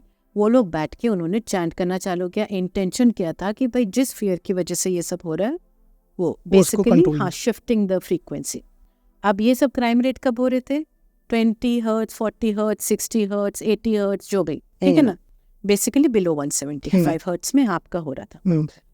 तो इन्होंने चैंट करना चालू किया। 40 डेज के बाद इन्होंने फिर से जाके रिकॉर्ड किया, 60% लेस हो गया था crime rate. Okay, just by shifting the frequency, by shifting the frequency. मेरा काम ही है, I help people, like I tell them कि भाई आप स्पिरिचुअलिटी क्या है, it's a process that helps you in moving from fear frequency to love frequency. Fear frequency क्या है, 20, 40, 60, 80, 90। लव फ्रीक्वेंसी क्या है, 400+ हर्ट्ज फ्रीक्वेंसी। आप सोच लीजिए, आप तो स्पिरिचुअलिटी को साइंस से कनेक्ट करके बता रहे हैं, ये बहुत अच्छी चीज़ है। लेकिन नहीं तो बहुत से लोग तो ये सोचते हैं, आपने स्पिरिचुअलिटी की बात की तो कहें अरे बाबा बनने की बात कर रहे हो, एग्जैक्ट जाने की बात कर रहे हो कि सब छोड़ के चले जाए। यस, इनफैक्ट बहुत लोग ये बोलते हैं, यू नो, कि ये कोई एज है स्पिरिचुअलिटी की? ये एज तो है अभी इंजॉय करने की, पार्टी करने की, सब करने की। मैं बोलती हूँ करो, कोई मना नहीं करता, ह्यूमन लाइफ ली है, ज़रूर करो, लेकिन प्लीज़ अंडरस्टैंड आपका जो प्रोसेस है ये आपको हेल्प करेगा to move out of fear. नहीं तो क्या होगा, आज तो आप पार्टी कर रहे हो, 5 साल बाद 10 साल बाद आप क्या करोगे? सैचुरेशन तो हो गई। आज आप देख लीजिए depression, anxiety, stress, right, youth में कितना ज़्यादा है इंडिया में। Youth is not able to break away from addiction, more and more dependency on addiction हो रहा है, ठीक है ना। एंजाइटी तो इतनी कॉमन चीज हो गई है, पूछे मत। Rate of suicide is going up. ये सब कहाँ से आ रहा है? वो सुसाइड भी मतलब कहना चाहिए इतनी छोटी बात में हो जाते कि खुद कई बार आश्चर्य लगता है कि बस एक जरा सा था कि भाई नंबर कम आ गए, फेल भी नहीं हुए लेकिन सुसाइड कर ली। बट आप सोचिए उसका जो अंदर जो चल रहा होता है वो 20 हर्ट्ज फ्रीक्वेंसी हो गया होता है, जो नॉर्मली जब आप उस एज पे होते हैं ना तो ऑटोमेटिकली आपकी फ्रीक्वेंसी हाई होती है, बिकॉज आप पॉजिटिव होते हैं। आप बिलीव नहीं करेंगे, एक छोटा बच्चा जो होता है 6 से 8 साल का, अगर आप वॉल के अगेंस्ट में खड़े हैं और उसको बोलो बेटा मेरी लाइट दिख रही है, वो आपको आपकी पूरी लाइट बता देगा, आपका ऑरा फील बता देगा। वही बच्चा 10 साल पे आपको नहीं बता पाएगा, वही बच्चा 15 साल तक तो उसका बिलीफ सिस्टम ही चेंज हो गया होता है। लेकिन जो हम जिसे कहते हैं ना, जो इनिशियल हमारे 18-20 साल होते हैं, उसमें जो पॉजिटिविटी है वो बहुत हाई होती है हमारी, क्योंकि इतने ब्लॉकेजेस नहीं हुए होते हैं, क्योंकि बिलीफ सिस्टम हमारा फिर भी ओपन होता है। अच्छा, जैसे आपने रीप्रोग्रामिंग की बात की थी कि नाइट में होना चाहिए, और बिलीफ सिस्टम ये सब चीज़ हो गई, तो ये जो फ्रिक्वेंसी चीज़ है, कनेक्ट करें इन चीज़ों को, तो रात में ज़्यादातर लोग आजकल सबका मतलब एक आदत हो गया कि मोबाइल देखते हुए सोना है, राइट। और मोबाइल में मैक्सिमम सोशल मीडिया में आज की डेट में कंटेंट मतलब बिल्कुल ख़त्म है, कुछ गलत ही लेवल पे है। तो कहीं ना कहीं अगर हम गलत कंटेंट कंज्यूम करते हैं, मतलब बहुत हाई में भी नहीं जाए, वो पार्ट भी हटा दे पॉर्न वगैरह का, लेकिन अगर ऐसा कंटेंट देखते हैं जो कि अब्यूजिव है, उसको आजकल लोग फन समझते हैं, तो ये भी तो हमारी फ्रीक्वेंसी को इफेक्ट करेगा। 100% इफेक्ट करेगा और करता है। अच्छा, इसलिए मैं बोल रही हूँ एंजाइटी बहुत। एंजाइटी का क्या मतलब है? एंजाइटी का मतलब है आप जो बोल नहीं पा रहे हैं, आप जो एक्सप्रेस नहीं कर पा रहे हैं, आपका शरीर कर रहा है। जब बॉडी पूरी तरह भर जाती है अनरिजॉल्व्ड इमोशन से, डर से, ठीक है ना, गुस्से से, आपके घबराहट से, बट बेसिकली डर से। अगर आपकी बॉडी फियर से भर जाती है तो आपकी बॉडी उसको एंजाइटी के रूप में निकालेगी। इसका मतलब होता है please offload, your drive is full, please offload. Okay, हम अपने फोन्स को भी तो ऑफलोड करते हैं ना, नहीं तो फोन भी तो बंद कर जाता है, क्रैश कर जाता है। तो एंजाइटी इनफैक्ट मेरे लिए तो एज अ थेरेपिस्ट बहुत अच्छी चीज़ है, बिकॉज मैं बोलती हूँ चलो भाई ऑफलोडिंग का टाइम आ गया, ऑफलोड करते हैं। अच्छा, एक चीज़ आपसे पूछते हैं, आप भूत प्रेत मानते हैं, एग्जिस्ट करते हैं क्या? पहले मैं नहीं मानती थी, बट जब से मैं मेटा थेरेपिस्ट बनी, हिप्नोथेरेपिस्ट बनी, तब से तो मैं मानना कि अब तो मैं उसके बारे में बोलती भी हूँ। तो इन भूत प्रेतों से, या कहने आत्माएं हैं जो, इनसे कम्युनिकेट किया जा सकता है? हाँ जी, किया जा सकता है, वो भी करती हैं। आपको फर्स्ट तो हमें समझना है कि आत्माएं होती क्या हैं, ठीक है। अब एक एनर्जी, ठीक है, अब आपकी लाइट है यहाँ पर, आपका एसी है यहाँ पर, फैन है, ठीक है। आप इलेक्ट्रिसिटी को नहीं देख पा रहे हैं, आप इलेक्ट्रिसिटी को थ्रू लाइट देख पा रहे हैं, थ्रू फैन देख पा रहे हैं, थ्रू एसी देख पा रहे हैं, थ्रू फोन देख पा रहे हैं। बिल्कुल, बैटरी चार्ज यानी कि एनर्जी है इसमें। ऐसे ही आत्मा एक एनर्जी है, आपकी बॉडी में है, दिख रही है, मेरी बॉडी में है, दिख रही है। बॉडी खत्म तो इसका मतलब ये नहीं कि एनर्जी खत्म। आपकी इलेक्ट्रिसिटी गायब तो नहीं हो जाती ना, अगर आपका एक बल्ब फ्यूज हो जाए तो आप बल्ब बदल देंगे, तो आपकी एनर्जी तो खत्म नहीं हो रही है, आपका शरीर बदल जाएगा। तो पहले तो हमें ये विश्वास करना है कि भाई वो एनर्जी फील्ड्स एग्जिस्ट करते हैं, और ये तो मैं बहुत कॉन्फिडेंटली बोल चुकी हूँ, क्योंकि हर दिन मेरे उसमें मुझे दिखता है। अब आप किस लेवल पे कम्युनिकेट कर सकते हैं और कैसे होता है? तो पहली बात तो कोई भी आत्मा जब शरीर त्यागती है तो वो त्यागती इसलिए क्योंकि वो शरीर का शेल्फ लाइफ ख़त्म, अब उससे दूसरे ऑब्जेक्ट में जाना है। जैसे एक बल्ब फ्यूज हो गया, शेल्फ लाइफ ख़त्म, दूसरे बल्ब को ले लीजिए, तो वो अपने एसेंशन जर्नी के लिए चल रही होती है, राइट। तो आइडियली स्पीकिंग मैं बता रही हूँ कि एक आत्मा जब शरीर का त्याग करती है तो उसे दूसरा शरीर लेना है या उसको हायर प्लेन में ये डिसाइड करना है कि भाई मैं अब दूसरे शरीर में नहीं आने वाली, ठीक। मैं ऐसे ही एज अ लाइट फॉर्म अपना एक्सपीरियंस करूँगी, ठीक। ठीक है। लेकिन अगर आत्मा का अटैचमेंट हो जाता है, राइट, अटैचमेंट इमोशन से होता है, ठीक है। वो इमोशंस क्या होते हैं? इमोशंस होते हैं भाई मेरा परिवार मेरे बिना जी पाएगा, मेरे परिवार ने मेरा ख्याल नहीं रखा, ऐसा मेरे साथ कैसे हो गया, मेरा पैसा बाकी है, मैं तो बच्चों को बता भी नहीं पाया कि कैसे करना है ना, मेरे बच्चे मेरे बिना रह ही नहीं पाएंगे, मेरी ज़िंदगी में मैंने कुछ नहीं किया, मैं देखना चाहता हूँ कि बेसिकली फियर, अटैचमेंट। आपको अटैचमेंट या तो अपने फियर से है, अपने पेन से है, या आपको अटैचमेंट है किसी दूसरे के पेन से, फियर से। बहुत लोग जा रहे होते हैं ऊपर, देखते हैं परिवार वाले रो रहे हैं, बैठ जाते हैं, अरे मेरा परिवार मुझे इतना प्यार करता था।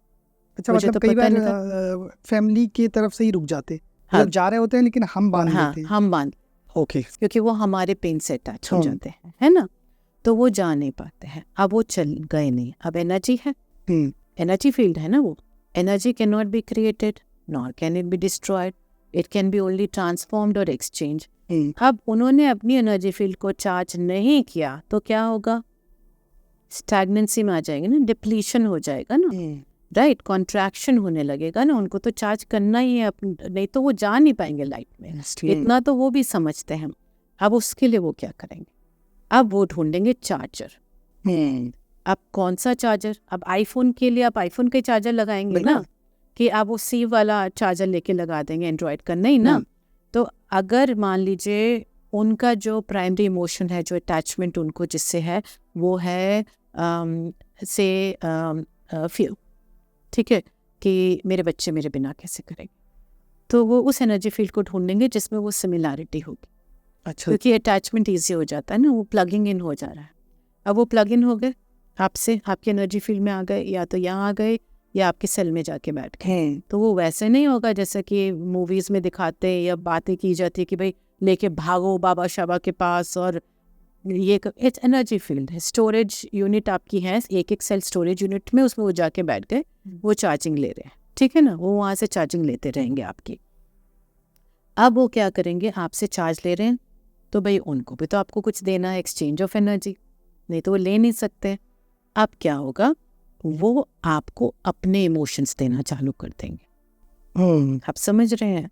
तो मान लीजिए अगर उनको फियर है और आपको शायद वो फियर है अंदर लेकिन एक्सपीरियंस नहीं होता, आपको वो एक्सपीरियंस होने लगेगा। अच्छा, मान लीजिए उनको कोई हेल्थ इशू है, आपको एक्सपीरियंस होने लगेगा।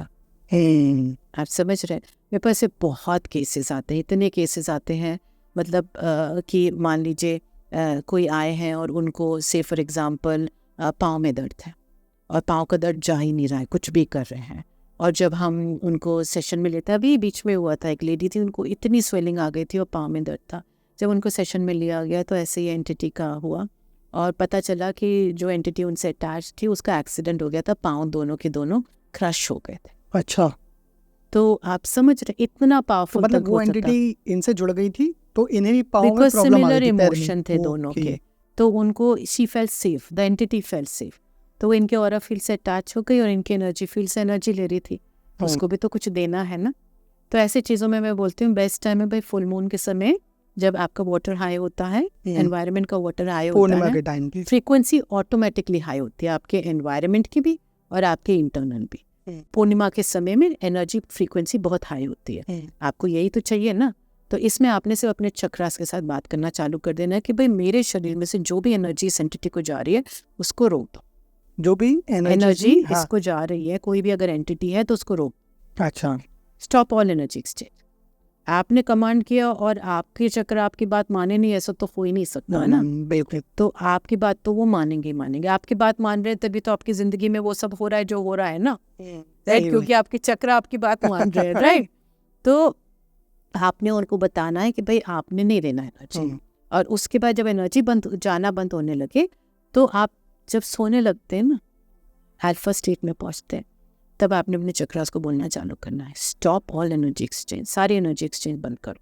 और फिर आपने बोला है with all my due respect, पूरी इज्जत के साथ, पूरे प्रेम के साथ, पूरे ग्रैटिट्यूड और फॉरगिवनेस के साथ, जो भी एंटिटी मेरे से एनर्जी ले रहा है आई रिक्वेस्ट यू, पोर्टल्स खुले हुए हैं आज पूर्णिमा के दिन, आप मेरी एनर्जी मुझे वापस करते हुए इसमें चले जाओ, अपनी एनर्जी खींच के। अच्छा, तो पूर्णिमा के टाइम्स मतलब इनके पोर्टल्स खुलते हैं क्या कि क्योंकि आत्माएं वगैरह? फ्रीक्वेंसी हाई होती है ना, तो okay. सबकी फ्रीक्वेंसी हाई होती है, Okay. और एक फ्रीक्वेंसी पे ही आप जा सकते हैं, नहीं तो आप नीचे बाउंड होके रह बिल्कुल, जाएंगे। सही राइट, तो उनको हमें हेल्प करनी है, है। और हर कोई जाना चाहता है, कोई भी फंसना नहीं चाहता। आपने जैसे ग्रेटिट्यूड की बात की, मैंने भी एक बार सुना था, एक संत है वो बता रहे थे कि कभी भी ऐसे कुछ भी, जैसे लोग कहते हैं, कुछ लोग इसको ऊपरी बाधा कहते हैं, एनर्जीज कह लीजिए, हाँ। कुछ भी, तो ये कह रहे थे कि अगर आप रोज ग्रेटिट्यूड करें, मतलब प्रकृति का, ईश्वर का, और जो अगर आपको परेशान भी कर रहे हैं उसको भी ग्रेटिट्यूड करके रिलीज करें कि हम आपका अच्छा ही चाहते हैं, आप जाइए, आपका भला हो, तो वो एक दिन खुद ही चले जाते हैं, वो चाहे जितने निगेटिव हो वो आपको छोड़ के चले जाएंगे। ट्रू, इसको समझते हैं साइंस के हिसाब से, हमें तो सब कुछ साइंस के हिसाब से, हाँ, बिल्कुल, वाइब्रेशन फ्रीक्वेंसी के हिसाब से समझना है। That works for me and I think किसी के लिए भी हाँ, वर्क करेगा, राइट। तो ग्रैटिट्यूड क्या है? ग्रैटिट्यूड भी एक एनर्जी है, ठीक है, जिसमें कोई भी एनर्जी को अगर आपको रियलिटी में बदलना, कोई भी चीज़ को आपको रियलिटी में, एनर्जी से मैटर रियलिटी में लाना है, तो उसकी 3 चीज़ें होती है, intention, thought and action. Intention set करिए, थॉट्स को उससे लाइन करिए, एक्शन को उससे लाइन करिए, रियलिटी हो ही जाएगी। तो काम पहला इंटेंशन में चालू होता है, ठीक है। हमारे जितने भी इंटेंशन होते हैं वो पास्ट में होते हैं, हम हमेशा पास्ट को लेके फ्यूचर डिफाइन करते हैं। आपका विशाल जैसा एक्सपीरियंस पास्ट में रहा, आप अपना फ्यूचर भी वैसे ही विजुअलाइज करोगे ना। बिल्कुल। अगर आपको किसी चीज़ में धोखा मिला तो फ्यूचर में आप बहुत केयरफुल रहोगे, राइट। तो हम हर दिन जब सुबह उठते हैं ना, तो हम पास्ट की एनर्जी के साथ उठते हैं और अपना फ्यूचर प्लान करते हैं, तो हम प्रेजेंट में रहते ही नहीं। मैनिफेस्टेशन प्रेजेंट में होता है, और ग्रैटिट्यूड जब हम किसी को देते हैं तो हम प्रेजेंट एक्सपीरियंस। ग्रैटिट्यूड ही सिर्फ ऐसी एनर्जी है जो आपको प्रेजेंट में रखती है, नहीं तो हमारा दिमाग तो पास्ट और फ्यूचर में ही घूमता रहता है, और फ्यूचर भी फ्यूचर नहीं होता, रिफ्लेक्शन ऑफ पास्ट होता है। अब ग्रैटिट्यूड तो है भाई 700 हर्ट्ज फ्रीक्वेंसी, तो आप सोचिए जब आप इस एनर्जी को अप्लाई करते हैं तो आप सिर्फ प्रेजेंट में ही नहीं आ गए, आप ऑल्सो हाई फ्रीक्वेंसी में आ गए। बिल्कुल। अब ग्रैटिट्यूड और ग्रेटफुलनेस अलग चीज़ें होती हैं, थैंक यू और ग्रैटिट्यूड अलग है। थैंक यू एक एक्शन है, आप समझ रहे हैं, I am thank you Vishal so much for giving me water, ये एक जेस्चर है, ये पार्ट ऑफ मैनरिज्म है, ये मेरा पार्ट ऑफ प्रेजेंटेशन है। ग्रैटिट्यूड एक अलग चीज़ है जिसमें मैं इसे देखूंगी, मैं बोलूँगी सच अ वंडरफुल सोल, सोचो, I mean he is giving me water, you know. And तो जब आप फील करते हैं किसी की भावनाओं को, जब आप फील करते हैं कि किसी ने आपके लिए कितना अच्छा किया, जब आप ईगो को साइड में हटा के you start to feel, then you are in state of gratitude. Gratitude action नहीं है, it is a state of being. और जब आप उस state of being में आते हैं तो आप 99% मैग्नेटिक फील्ड को एक्टिव करते हैं। हम हैं 1% इलेक्ट्रिक एंड 99% मैग्नेटिक। हमारी आईज जो देख पाती है वो सिर्फ 1% ऑफ टोटल स्पेक्ट्रम है जो हम देख सकते हैं। ओके। तो जब आप ग्रैटिट्यूड करते हैं as a state of being, आप उस स्टेट में आते हैं तो आप उस 99% को एक्टिवेट करते हैं, यानी आप एक पावरफुल मैग्नेट बन जाते हैं। तो आप सोच लीजिए फिर क्या होगा। ओके, इसीलिए कहा गया है कि सुबह उठ के सबसे पहले ग्रैटिट्यूड करो। मैं हमेशा करती हूँ और अपने सारे क्लाइंट्स को बताती हूँ कि आपने मॉर्निंग में उठ के ग्रैटिट्यूड कर, और रात में सोते समय मॉर्निंग में उठिए। आप सबसे पहले क्या करेंगे, मॉर्निंग में उठने के बाद सबसे मॉर्निंग में क्या होता है एक बताइए। सूर्य होता है, सूरज होता है, सूरज रिप्रेजेंट्स व्हाट, लाइफ, गुड प्राणा, राइट। सूरज जैसे ही आता है सब चीजें जाग जाती हैं, खिल जाती हैं, प्रकाशित हो जाती हैं, आपको दिखने लगता है, बर्ड्स सिंग करती हैं सब। तो मॉर्निंग का टाइम होता है ग्रैटिट्यूड टुवर्ड्स एक्सटर्नल एनवायरनमेंट। आपका राइट साइड जो होता है वो आपका मैस्कुलिन हो गया, यानी आपका सूर्य हो गया, आपकी मैस्कुलिन एनर्जी, पिता, ये यानी आपका एक्सटर्नल एनवायरनमेंट हो गया।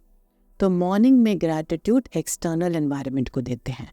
क्यों? उससे आपका रूट चक्रा, सेक्रल चक्रा, सोलर चक्रा एक्टिवेट होते हैं। ज़मीन से गुड प्राणा आपके अंदर आता है और आपको एक्टिवेट करता है। रात को सोते समय हम अपने आप को ग्रैटिट्यूड देते हैं कि you are such a wonderful person, आपने ये किया, वो तारीफ नहीं करनी है, स्टेट ऑफ ग्रैटिट्यूड में महसूस करना है अपने आप को और गर्व करना है अपने आप पे। वो तो एक एहसास ही है ना, शब्दों से नहीं होगा। जब आप वो महसूस करते हैं तो अपने इंटरनल फेमिनिन को जगाते हैं, मून एनर्जीज को अपने से अलाइन करते हैं, यानी अपने इंटरनल वर्ल्ड को जगाते हैं। तो रात को आप ग्रैटिट्यूड अपने आप को दीजिए, अंदर इंटरनल एनवायरनमेंट को, मॉर्निंग में ग्रैटिट्यूड एक्सटर्नल एनवायरनमेंट को दीजिए। रात को आप अपने आप को मून एनर्जी से अलाइन कर पा रहे हैं, फेमिनिन से, मॉर्निंग में आप मैस्कुलिन से, आपकी लाइफ में अबंडेंस ना हो ऐसा हो ही नहीं सकता। ओके, सिंपल टेक्निक्स हैं। अच्छा, बहुत से लोग जैसे कम्युनिकेट करते हैं इन आत्माओं से, हाँ। तो उसके बेनिफिट्स क्या मिलते हैं, किस वजह से उनसे जुड़ते हैं, बात करते हैं? इवन मेरे ख्याल से शायद आकाशिक रिकॉर्ड भी इसी से कनेक्टेड है कुछ। आजकल आकाशिक रिकॉर्ड को तो लोग ऐसे यूज करते हैं जैसे अब मैं क्या बोलूं, थोड़ा सा ये कंसेप्ट जानना चाहते थे। तो पहले तो मैं ये आत्माओं से कनेक्शन की बात बताऊंगी।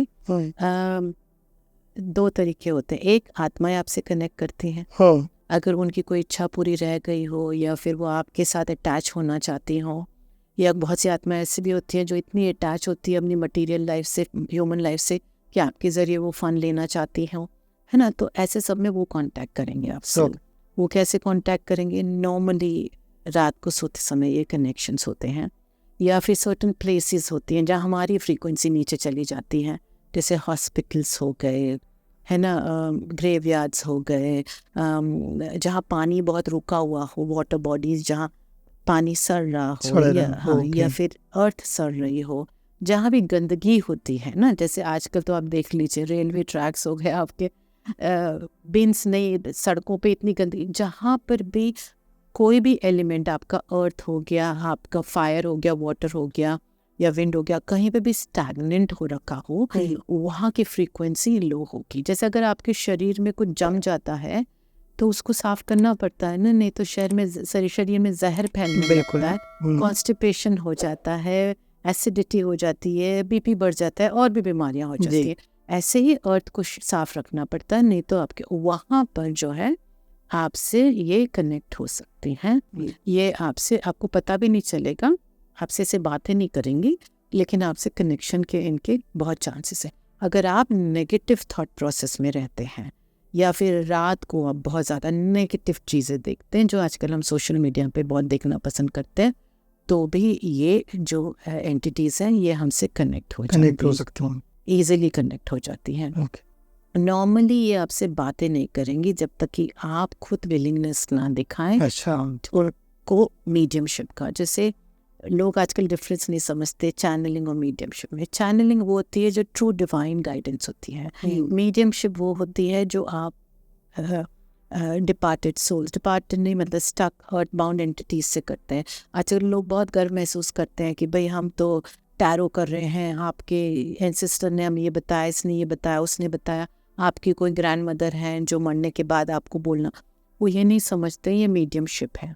आप समझ रहे हैं, ये जो एंटिटीज से आप कनेक्ट कर रहे हैं, हम बहुत लोग करते हैं आजकल मेटावर्ल्ड में, तो आप उनको तांत्रिक बोल लीजिए, एस्ट्रोलॉजर बोल लीजिए, टैरो रीडर बोल लीजिए, कोई भी बोल लीजिए, वो जो करते हैं तो वो ये नहीं समझते कि उनकी भी एनर्जी उनको देनी पड़ रही है। It's an exchange of energy, हाँ। और इसीलिए आप देखिएगा मेटा वर्ल्ड में जो प्रैक्टिशनर्स होते हैं ना, आफ्टर अ पॉइंट या तो उनकी लाइफ में बहुत प्रॉब्लम्स होने लगती है, या उनकी हेल्थ में बहुत प्रॉब्लम्स होने लगती हैं। अच्छा, राइट, या फिर you know they start being surrounded by lot of negativity, मतलब नेगेटिव एनर्जी, गलत लोग, तो वो जो लाइट में से वो डार्क साइड ऑफ मेटा जाने लगते हैं, तो वो होने लग। अच्छा, एक्चुअली मैम देखा जाए तो डायमेंशंस कितनी है आपके हिसाब से? तो डायमेंशंस तो बहुत सारी हैं, लेकिन आई थिंक हम फोकस करेंगे हमारी अंडरस्टैंडिंग के लिए, क्योंकि आई थिंक जो ज़रूरत है उस पर फोकस करते हैं। तो हमारे हिसाब से जो हमें देखना चाहिए वो है 4th dimensional consciousness and 5th dimensional consciousness. 4th and 5th, क्योंकि 4th में हम करेंटली हैं, ट्रांजिशन कर रहे हैं, 5th में हम घुसने वाले हैं, ठीक है। अब 5th डायमेंशनल कॉन्शियसनेस है क्या? अब पहले तो हम डायमेंशन समझते हैं। डायमेंशन होती है स्टेट ऑफ कॉन्शियसनेस, आप जिस स्टेट ऑफ कॉन्शियसनेस में कनेक्ट करना चाहें वो डायमेंशन हो जाता है। फॉर एग्जांपल विशाल, अगर आप सेज कॉन्शियसनेस में कनेक्ट करना चाहते हैं तो वो एक अपने आप में एक डायमेंशन हो गई। आप लाइट कॉन्शियसनेस में कनेक्ट करना चाहते हैं तो वो एक डायमेंशन हो गई। आप ट्रुथ कॉन्शियसनेस में कनेक्ट करना चाहेंगे तो वो एक डायमेंशन हो जाएगी। फॉर एग्जांपल हमारा सतयुग, हमारा सतयुग क्या था? लोग बोलते हैं सत का मतलब ये नहीं था कि लोग सच बोलते थे, उसका मतलब था people were at the frequency of truth. Truth की फ्रीक्वेंसी क्या है? 999 हर्ट्ज। ओके, 999। 999 आप समझ रहे हैं, वो फ्रीक्वेंसी है। उसमें आप ज़्यादा लाइट है, कम मैटर है, उस फ्रीक्वेंसी पे लोग रहते थे। इसलिए आपने सुना होगा लोग उड़ते थे, पानी में चलते थे, पानी के नीचे चले जाते थे, दीवारों को क्रॉस कर जाते थे, right, because they were more in their energy body. अब तो रिसर्च भी दिखाती है कि दुनिया की पूरी पॉपुलेशन को आप कंप्रेस करें तो वो एक शुगर क्यूब में फिट हो जाती है। तो उस समय ट्रुथ कॉन्शियसनेस बहुत ज़्यादा थी। तो आप समझ रहे हैं वो डायमेंशन कौन सी थी? तो लोग उस डायमेंशन में थे। वो 999 फ्रीक्वेंसी की डायमेंशन थी, कॉन्शियसनेस थी। तो जिस स्टेट ऑफ कॉन्शियसनेस से आप कनेक्ट कर जाते हैं आप उस डायमेंशन में, तो डायमेंशंस को आप एक बिल्डिंग के फ्लोर्स समझ लीजिए। आप फर्स्ट फ्लोर पे हैं तो फर्स्ट फ्लोर का सब देख पा रहे हैं, सेकंड फ्लोर पे हैं तो सेकंड। तो जिस लेवल ऑफ कॉन्शियसनेस में आप हैं आप उसी डायमेंशन में हैं। तो मेरी तो 40 डायमेंशंस हो सकती है, 100 डायमेंशंस हो सकती है, 60 डायमेंशंस हो सकती है, राइट। तो आप 999 ट्रुथ एरा में, एरा ऑफ कॉन्शियसनेस जैसा हम सतयुग बोलते हैं, वहाँ से आज हम कलयुग में हैं, 20 to 40 हर्ट्ज फ्रीक्वेंसी में है। आप समझ रहे हैं, बहुत लोग 1000 से हम इधर आ गए। तो अगर 1000 में आप 220 गिनते हैं तो 2% होता है। तो जो हमारा पोटेंशियल था हम उससे 2% पे आज आ गए। अब आप, मैंने क्यों कहा कि बाकी डायमेंशन भूल जाइए, 5th डायमेंशनल कॉन्शियसनेस में जाते हैं, क्योंकि 4th डायमेंशनल कॉन्शियसनेस होता है टाइम ड्रिवन डायमेंशन कॉन्शियसनेस, जिसमें हम टाइम बाउंड होते हैं। जैसे ही पैदा हुए मरने की फिक्र, बच्चे हुए बड़े होने की फिक्र, कॉलेज किया जॉब की फिक्र करिए, but we have lost understanding of time as spherical, as circular. हम टाइम को सिर्फ लीनियर समझते हैं, है ना। हम क्या मानते हैं, बचपन से बड़ा, बड़े से बुढ़ापा, उसके साथ साथ हमें ये करना है, स्कूल करना है, स्कूल के बाद कॉलेज करना है, कॉलेज के बाद हमें पोस्ट ग्रेजुएशन करना है, पोस्ट ग्रेजुएशन के बाद जॉब करनी है, जॉब के बाद ये करना है, एक बच्चा हो गया दूसरा बच्चा करेंगे, दूसरा बच्चा हो गया अब बड़ा घर लेंगे, छोटी कार से बड़ी कार लेंगे। Nothing wrong in it, but ये हम क्यों कर रहे हैं? क्योंकि हमारे दिमाग में यही ग्रोथ, हमारे दिमाग में इससे बियॉन्ड कोई ग्रोथ नहीं है। आप समझ रहे हैं, कभी सोचा ही नहीं, मतलब। हाँ, तो हम उस कॉन्शियसनेस में अटक के हैं। वैलिडेशन कॉन्शियसनेस है, फियर कॉन्शियसनेस। तो ये फियर कॉन्शियसनेस क्या है? 20 हर्ट्ज। मैं ऐसे ऐसे रिश्ते देख चुकी हूँ, लोग 40 50 साल रिश्तों में फंसे हुए हैं, छोड़ के नहीं जा पा रहे। फियर, हम क्या करेंगे, लोग क्या करेंगे, समाज क्या करेंगे, दुनिया भर की बीमारियां हैं, दुनिया भर की टेंशन है, दुनिया भर का सब कुछ है, but they can not, because fear consciousness. So 4th dimension जो है वो टाइम बाउंड कॉन्शियसनेस, जिसमें फियर हाईएस्ट है। तो कलयुग आपका एक्चुअल में आपका फियर ड्रिवन कॉन्शियसनेस है, टाइम बाउंड। 4th डायमेंशन जो है वो आपका ये है। अब हम मूव कर रहे हैं 5th dimensional consciousness. 5th dimensional consciousness क्या है? 5th डायमेंशनल कॉन्शियसनेस है love consciousness. Love is the only truth, love is the only energy that can heal you. और इसीलिए हम ह्यूमन एग्जिस्टेंस में आते हैं, क्योंकि ह्यूमन लाइफ जो है उसमें हमें लव का 360 डिग्री एक्सपीरियंस होता है। जितना आप लव एनर्जी को एक्सपीरियंस करेंगे उतना आप लाइट कॉन्शियसनेस में मूव करते हैं, गॉड कॉन्शियसनेस में मूव करते हैं, वननेस कॉन्शियसनेस में। आपका सेपरेशन डिवाइन से खत्म होता चला जाता है। तो इसलिए हम ह्यूमन लाइफ लेते हैं, क्योंकि इसमें हमें एक यूनिक चीज़ मिलती है जो बाकी स्पीशीज और एनिमल्स में नहीं मिलती है, वो है सेल्फ कॉन्शियसनेस। और ये सेल्फ कॉन्शियसनेस और कुछ नहीं है, it is how we grow ourselves, how we come into an awareness through love. जो प्यार, जो लव, जो एक एनर्जी है। इसलिए आप देख लीजिए, सबसे ज़्यादा यूट्यूब वीडियोस जो चलते हैं और सबसे ज़्यादा जो चीज़ें बिकती हैं वो लव से रिलेटेड बिकती हैं, और किसी चीज़ से जुड़ी नहीं होती है। तो लव कॉन्शियसनेस। तो अब हम मूव कर रहे हैं 5th डायमेंशनल कॉन्शियसनेस में, जो लव कॉन्शियसनेस है, जो बहुत जल्दी, जिसका रेस्टिंग पीरियड चालू होने वाला है, वो किसी और दिन, बिकॉज योगों की बात तो एक अपने में एक स्टडी है। अच्छा, एस्ट्रल ट्रैवल हम करके दूसरी दुनिया को देख सकते हैं? हाँ, एस्ट्रल ट्रैवल क्या है? Shifting the consciousness. तो अगर मैं फर्स्ट फ्लोर पे हूँ जी और मुझे थोड़ा सा 10th फ्लोर का व्यू लाना है, मुझे बाइनोकुलर्स लाने पड़ेंगे। जितना अच्छा बाइनोकुलर उतना अच्छा मैं व्यू देख पाऊंगी। तो लाइक ट्यूनिंग इन, जैसे हम रेडियो में ट्यून इन नहीं करते हैं, आप ट्यून इन करते हैं तो आप पुराने गाने सुन लेंगे, आप ट्यून इन करते हैं तो जैसे आपने अपनी फ्रीक्वेंसी ट्यून इन की, आप कहीं पे भी एनर्जेटिकली जा सकते हैं, क्योंकि एनर्जी तो मर्थ ही नहीं है, आप एक्सपैंड कर सकते हैं, एक्सटेंड कर सकते हैं। तभी तो इसको पास्ट थोड़ा लाइफ सा होता आप है। एक और सिंपल वे में थोड़ा सा समझाएंगे, मतलब क्या चीजें देखी जा सकती? कुछ भी देखा जा सकता है।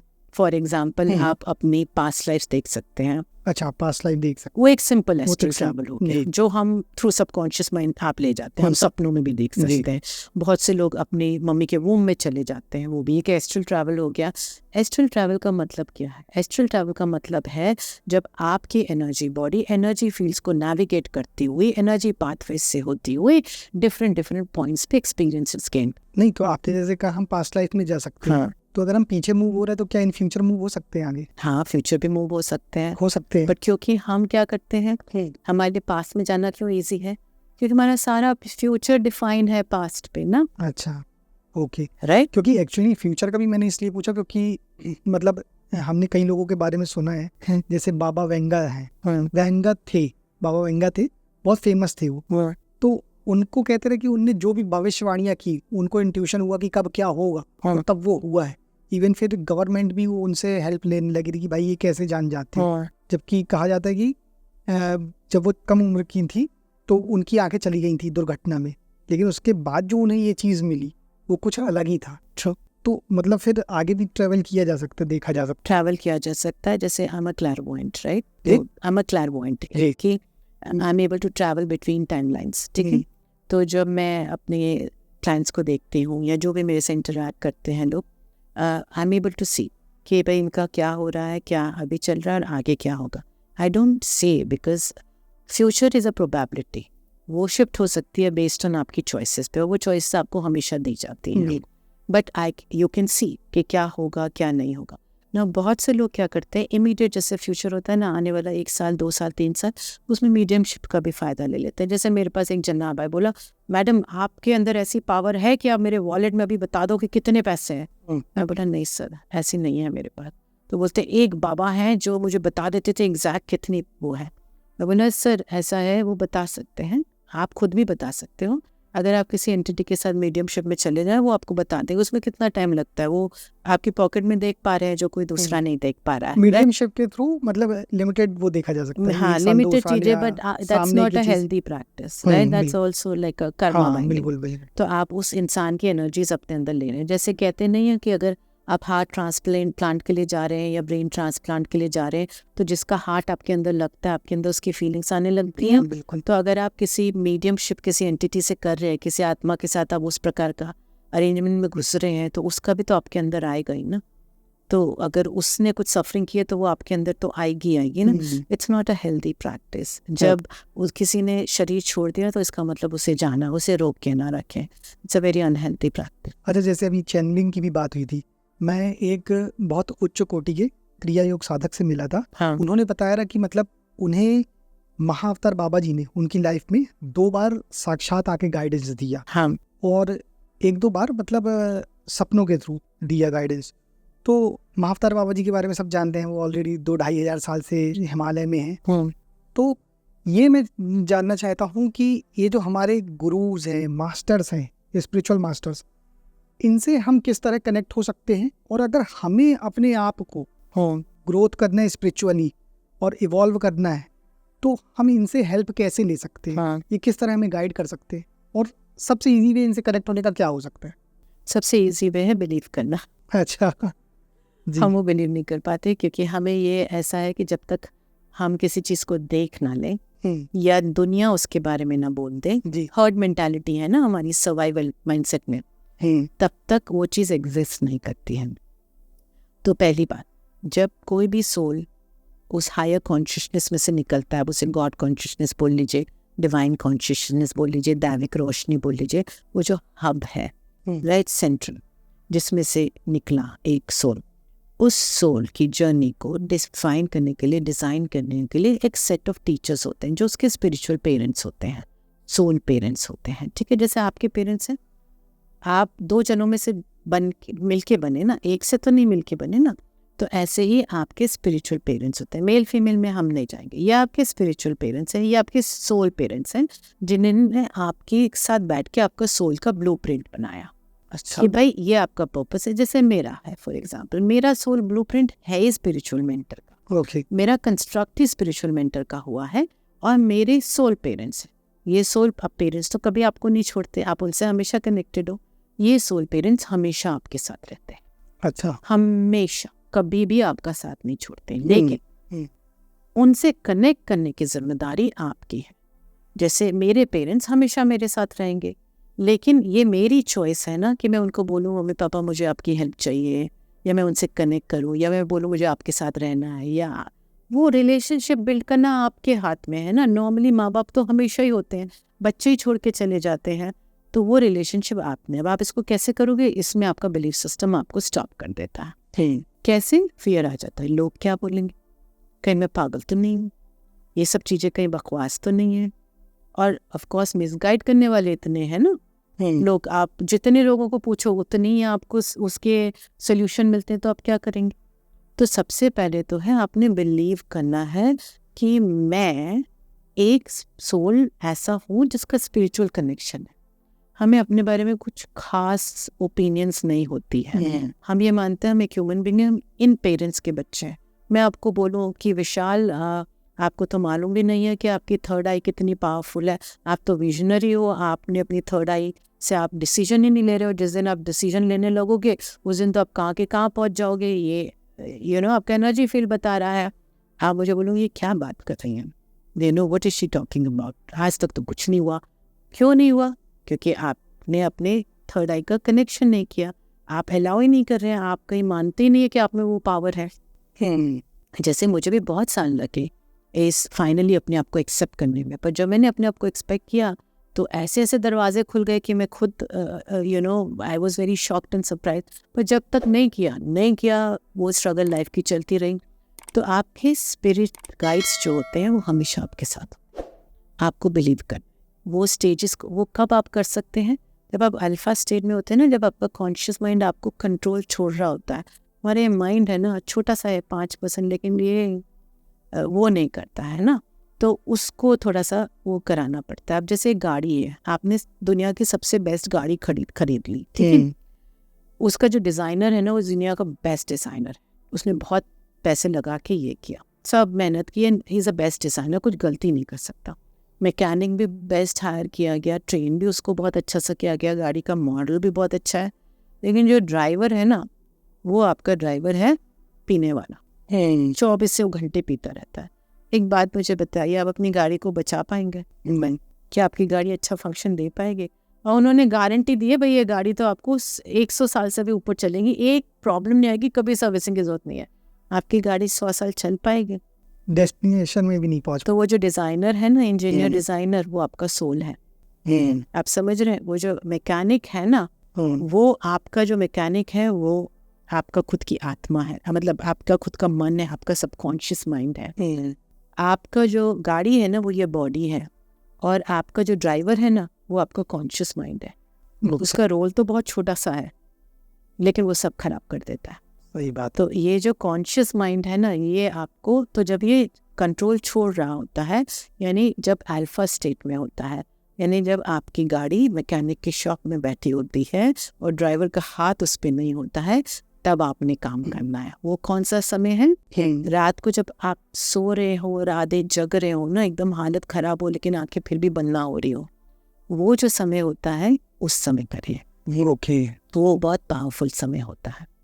और ये समय में अगर आप कनेक्ट करते हैं अपने स्पिरिचुअल गाइड से, बोलते हैं कि आप प्लीज़ मुझे गाइडेंस दीजिए, 100% आपको गाइडेंस मिलेगी। या तो वो आपके सामने सपनों में कनेक्ट होंगे इज़ अ लाइट के रूप में, विस्पर्स के रूप में, या फिर आपको कोई ना कोई आपके सामने प्रेजेंट हो जाएगा आपको उस चीज़ के लिए गाइडेंस देने के लिए जिसके लिए आप स्ट्रगल कर रहे हैं। अपने से रास्ते खुलते चले जाएंगे। मांग के तो देखिए मिलेगा इतना कुछ, लेकिन मांग के तो देखिए, विश्वास होना चाहिए ना कि भाई यही मुझे मांगना है। वो विश्वास नहीं होता।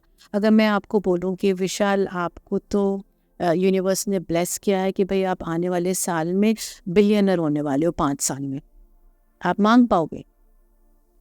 आप बोलोगे बहुत अच्छी बात है, होना ही चाहिए, क्यों नहीं होना चाहिए, आप खुश हो जाओगे, लेकिन मांग उस विश्वास के साथ मांग नहीं पाओगे। बोलोगे कैसे होगा यार, 5 साल में मिलियनर बन सकता हूँ, बिलियनर कैसे बनूंगा? तो वो जो माइंड होता है ना, स्टॉप कर देता है। तो हमें उस माइंड को थोड़ा सा, तो alpha state is the best state. जब आप रात को आधा सो रहे हैं आधा जाग रहे होते हैं, ऐसी सुबह भी होती है, तो उस समय कर दीजिए। नहीं तो उसके सिवा 4 टाइमिंग्स होते हैं जिनमें आप कर सकते हैं, जिन्हें हम ट्वाइलाइट जोन्स बोलते हैं।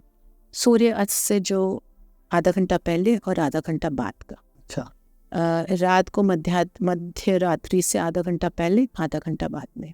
सो आप पकड़ लीजिए 6 PM पकड़ लीजिए, 12 मिडनाइट पकड़ लीजिए, 6 AM पकड़ लीजिए, 12 नून पकड़ लीजिए। ओके। 12 नून में एकदम ऐसे होता है ना, मालूम है ना, शैडो का भी। जी। तो आप पकड़ लीजिए 5:30 से 6:30 का टाइम। तो ये आपका एक पावरफुल टाइम है, इसमें आपकी एनर्जी बॉडी वो हो रही है। इस समय आप जो भी उसको फीड इन करेंगे वो लेगी। अगर आप नेगेटिव को डिसइंटीग्रेट करेंगे तो वो जाएगी पॉजिटिव को।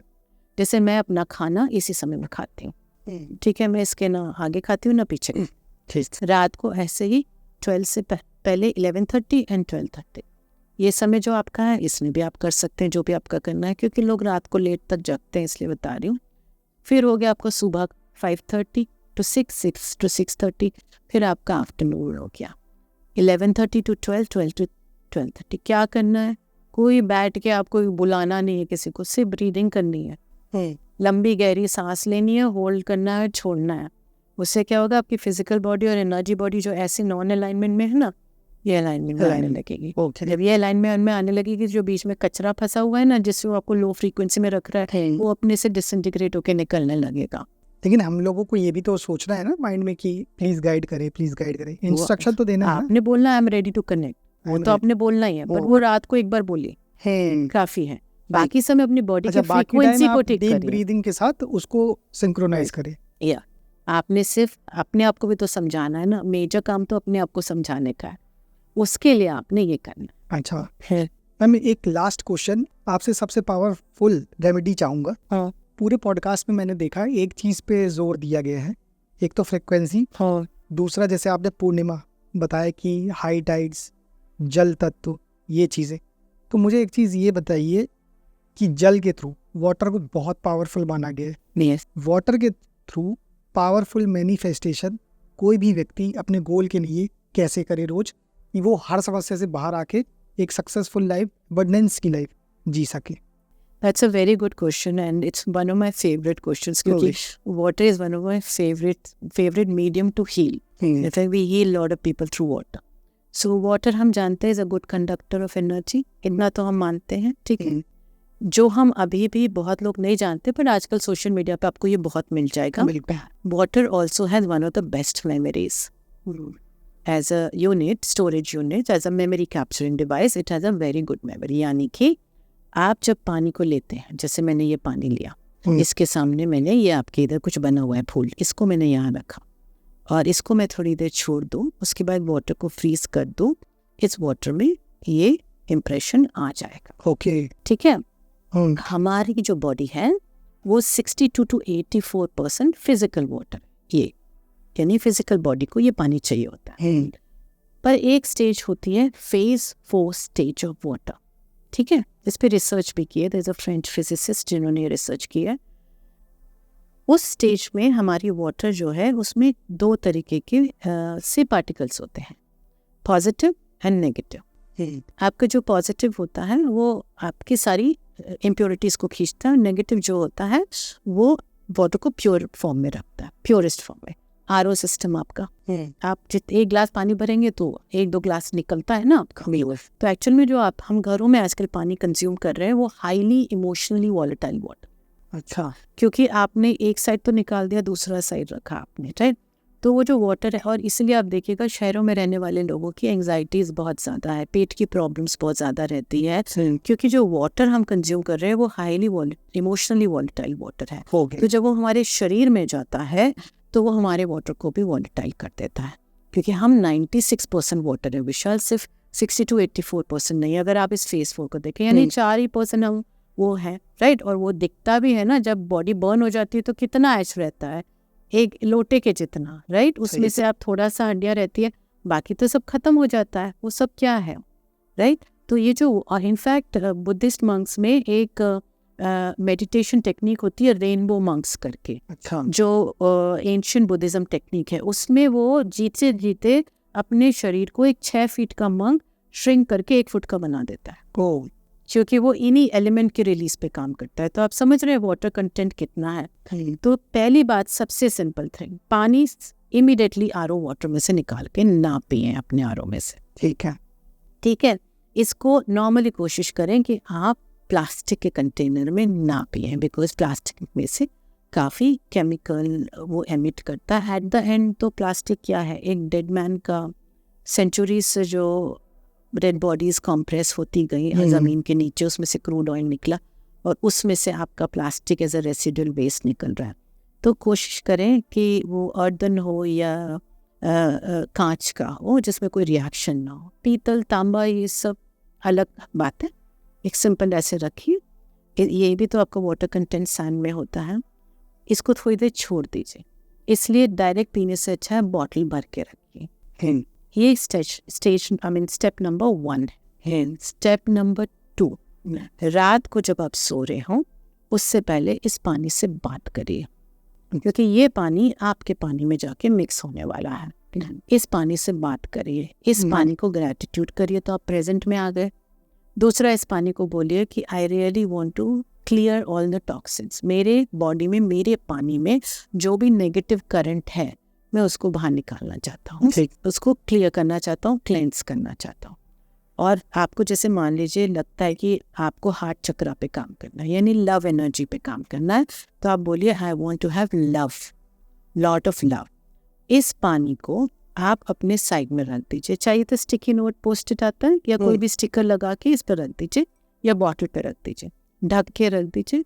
थोड़ा सा कोई भी आपका अच्छा म्यूज़िक आप पसंद करते हैं, हम मंत्र पसंद करते हैं, कोई अच्छा सॉन्ग पसंद करते हैं, जो भी, आप उसको चला दीजिए। अगर सोशल मीडिया चलाया तो सोशल मीडिया ही इसमें जाएगा, ओके? वो चला दीजिए और इसको छोड़ दीजिए, ठीक है?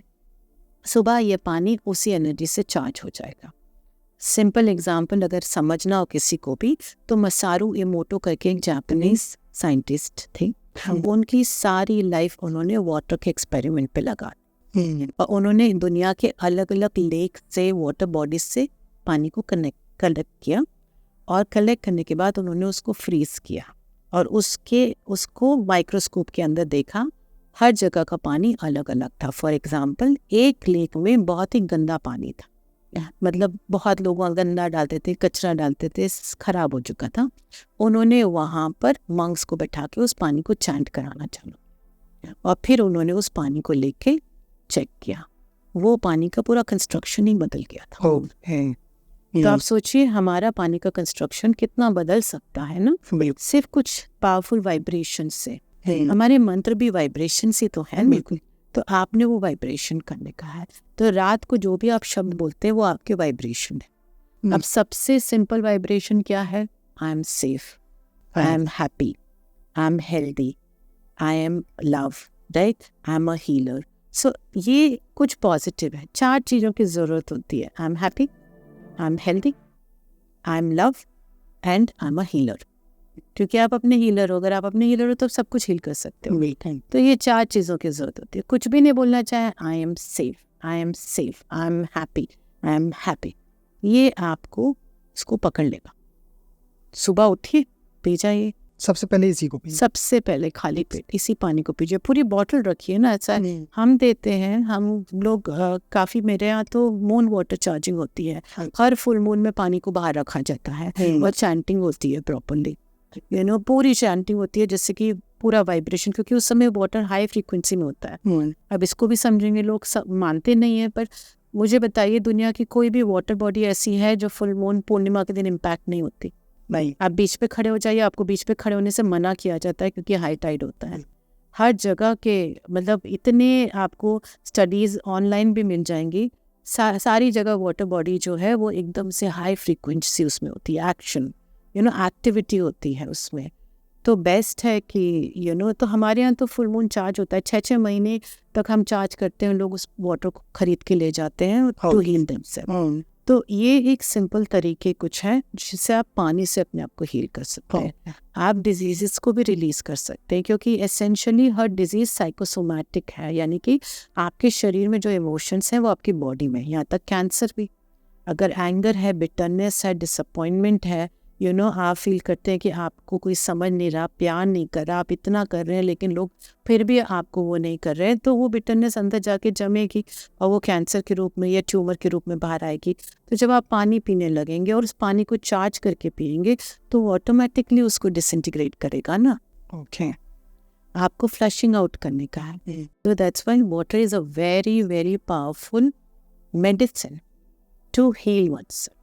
और फुल मून के आसपास में करेंगे, जैसे मैं बोलती हूँ फुल मून से 3 दिन पहले फुल मून और फुल मून के 3 दिन बाद।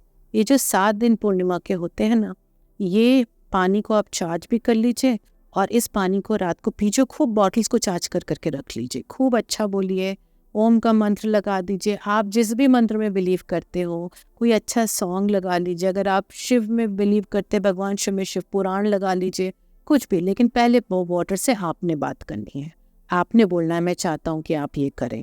उसके बाद बॉटल्स भर भर के रख दीजिए, रात को कोई विंडो के साइड में रख दीजिए ड्यूरिंग ये 7 डेज पूर्णिमा के, या अपने बेड साइड के उसमें रख दीजिए। अगर मून लाइट नहीं आती है तो कोई भी खिड़की पे रख लीजिए, मून लाइट तो हर जगह है। ये जो पानी चार्ज होगा इसको आप पूरा महीना पी सकते हैं। और जब अमावस्या में आपकी एनर्जी डिप होगी, अमावस्या में एनर्जी डिप होती ही है, दुनिया में सारी वाटर बॉडीज की होती है, इसलिए अमावस्या में समुद्र भी पीछे की तरफ जाता है और पूर्णिमा में आगे की तरफ आता है। तो आपके शरीर में भी पानी पीछे की तरफ। अब जब पानी पीछे जाएगा तो क्या होगा, अंदर की गंदगी दिखेगी। तो जो अमावस्या का समय होता है उसमें हमारी शरीर की गंदगियाँ ऊपर आती हैं। यानी कि डिप्रेशन, अगर आप को जो भी लगे न्यू मून अमावस्या के समय आपको गुस्सा आ रहा है, अमावस्या के समय आपका शरीर काम नहीं कर रहा है, आप थके हुए महसूस कर रहे हैं, अमावस्या के समय आपका पेट खराब हो जाए, जो भी आपके साथ हो रहा है, उसका मतलब ये है कि इसको शरीर अब बाहर फेंकने के लिए तैयार है। ओके। जब पानी पीछे जाता है तो समुद्र की गंदगी दिखती नहीं है, बस वही है। तो अब उसे हमें कब फेंकना है, वो तैयार हो जाएगा आपका पूर्णिमा से अगले। हाँ, तो पानी पीजिए ना, खूब पीजिए पूर्णिमा के समय, सब आराम से निकलने लगेगा। बॉडी इक्विप्ड है, बॉडी इज सो रेडी कि आप एक इतनी अच्छी मशीन है। मैंने कहा ना, प्रॉब्लम वो ड्राइवर है, आपका ड्राइवर जो है ना वो ड्रंक है, सबसे बड़ी प्रॉब्लम है। मैम आज आपने तो स्पिरिचुअलिटी को मतलब बहुत ही प्रैक्टिकल और इजी वे में समझाया है, और आई होप कि मतलब हमारे व्यूअर्स इस पॉडकास्ट को देख के अपनी लाइफ चेंज जरूर कर पाएंगे। और थैंक यू, आपने समय निकाला। Thank you so much. Thank you.